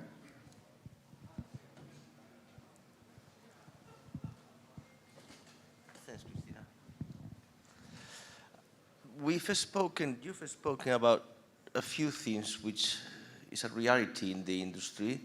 Martin, you mentioned responsibility, you mentioned about unrealistic itineraries with boats doing. He's very lucky, he said 2 days between charters.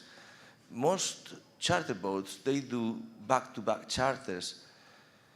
And when I say back-to-back, it's less than 12 hours and no chance for rest because the crew have to, it's not like, oh, now we're off. There's no time for safety drills. There's mental health. Big issue. But how can you train your crew when you're dealing with zombies, with robots? And that's, I have colleagues here arriving and says, I haven't had a single day off since April, May. Hours of rest. Minimum. And it's just ticking the box. It's not realistic. So who is going to do something about it? Because charter agents continue booking charters back to back. Management companies are happy to play along. And who is going to educate the owners? I've had an owner for many years, and I asked him, would you be happy flying your jet with fatigue? You know what he said? Oh, the plane, if they have a problem, they fall. If the boat has a problem, we float, which is not really the right answer.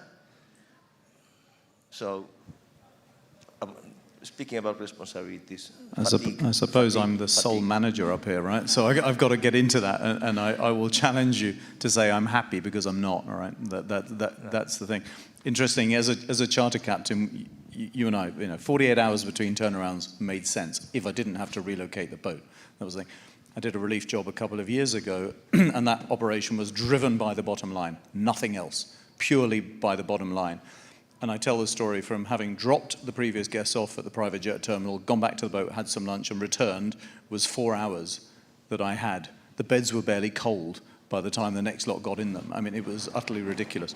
Change the sheets, though. I hope they did, if they had time. I don't know. I didn't give them any time off. What can I do? So we are being driven by market. It's very difficult to say to an owner, yeah, but I need a week here. And they go, but hang on a minute, that's, $500,000, $1 million, 1.6 million.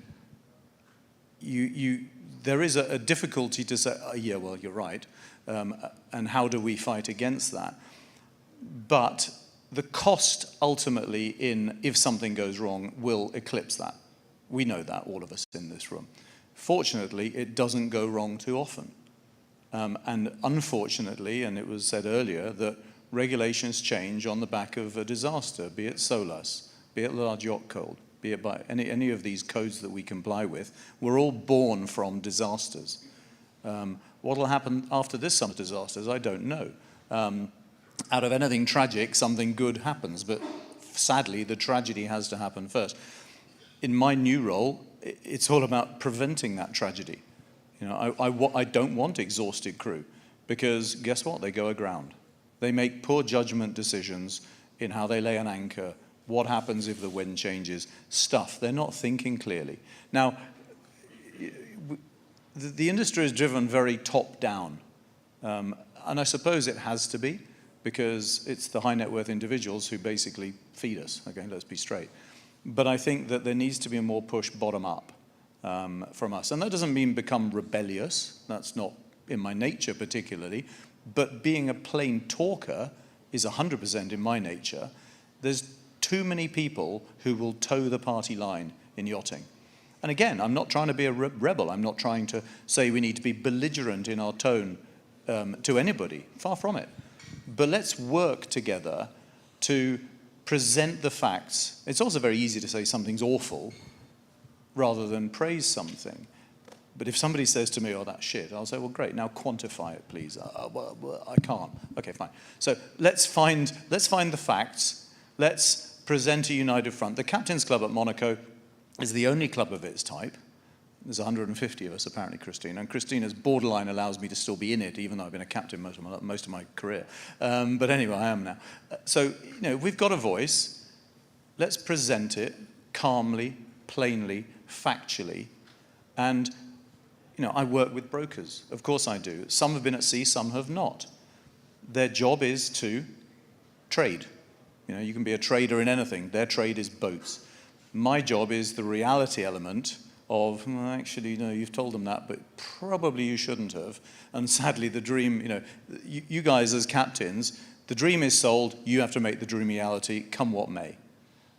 I'm trying to be that middle person now between the captain who's getting pressure from somewhere else, and I've got to push it back. If we can do it as the Captain's Club in Monaco, and let's face it, is probably the only organization that can, then let's do something about it. These forums are great. All right, I love them. Martin's Forum up in Amsterdam, for years, been going. The only thing I would say about yachting, and please forgive me because it's my humble opinion, when all is said and done, more is said than done. That can often be the case in this business, and we must, you know, we stand here, we talk about everything, we must actually quantify what we've spoken about, and we must then present it as a united front from people who are professionals. And at the end of the day, it's our lives on the line if we're out at sea and it all goes horribly wrong. It's not the owner, it's not the manager, you know, it's certainly not the broker, it's us. And, you know, strange things happen at sea, so we need to protect ourselves. The environment that we work in, I mean, coming back to where Alice has been talking now about this, and the people that are working in that environment, it's all priceless. So we have to somehow make it work. Let's not just talk about it, let's do something.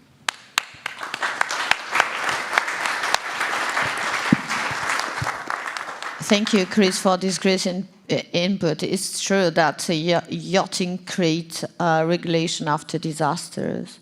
And that's why we're here to continue this discussion all the year long with professionals and the Captain's Club to study all these possibilities. I remember you today is the IMO Maritime Day of Oceans, and we need to work together.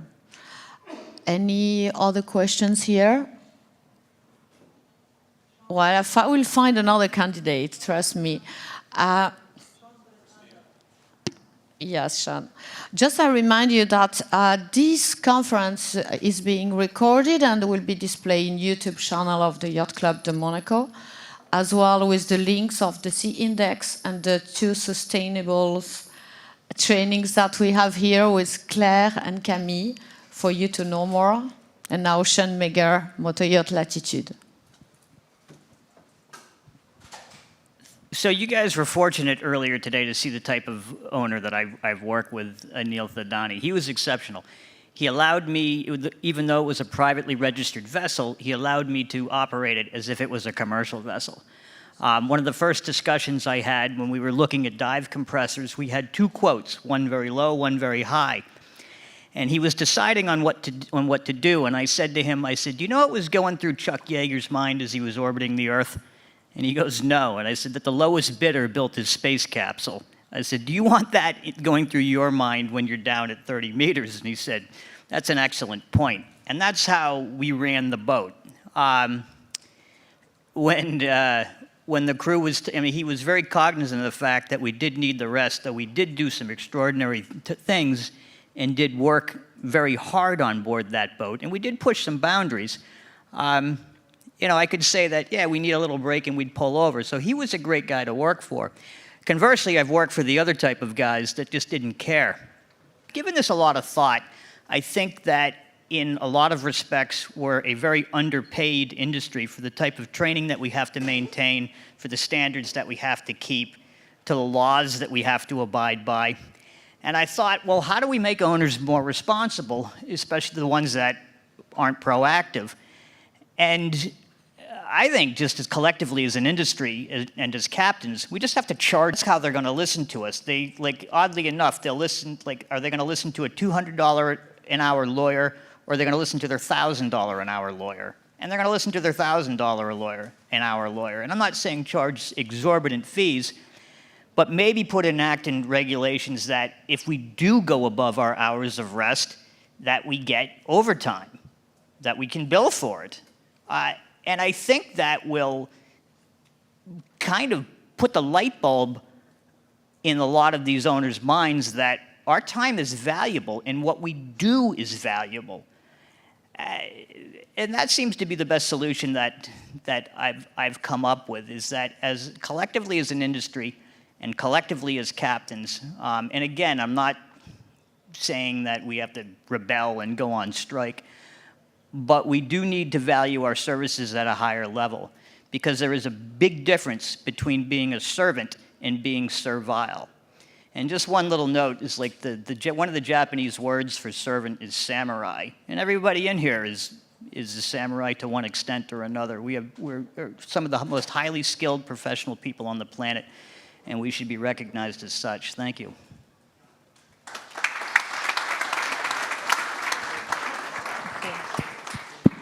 Thank you so much. Another question? Okay, meanwhile, maybe another question to finish.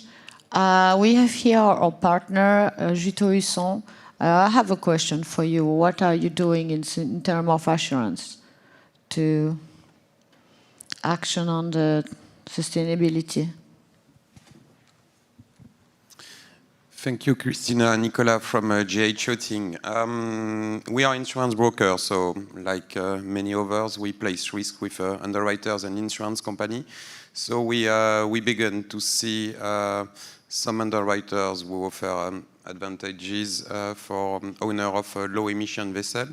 It's only a start, but now it has started. Some are considering the rating of the sea index, and some are considering their own notification or the type of propulsion. From our side in GH Yachting, we have chosen to work for less money in order to encourage owner of low-emission vessel or company involved in sustainable activities. And well done to the action of the Yacht Club on this.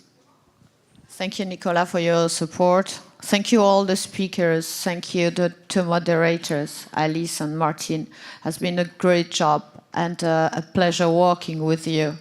Thank you, Mathilde, for your help.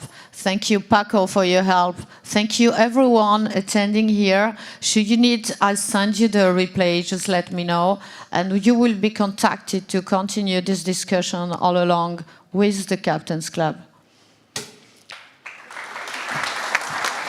Champagne for everyone. Thank you so much.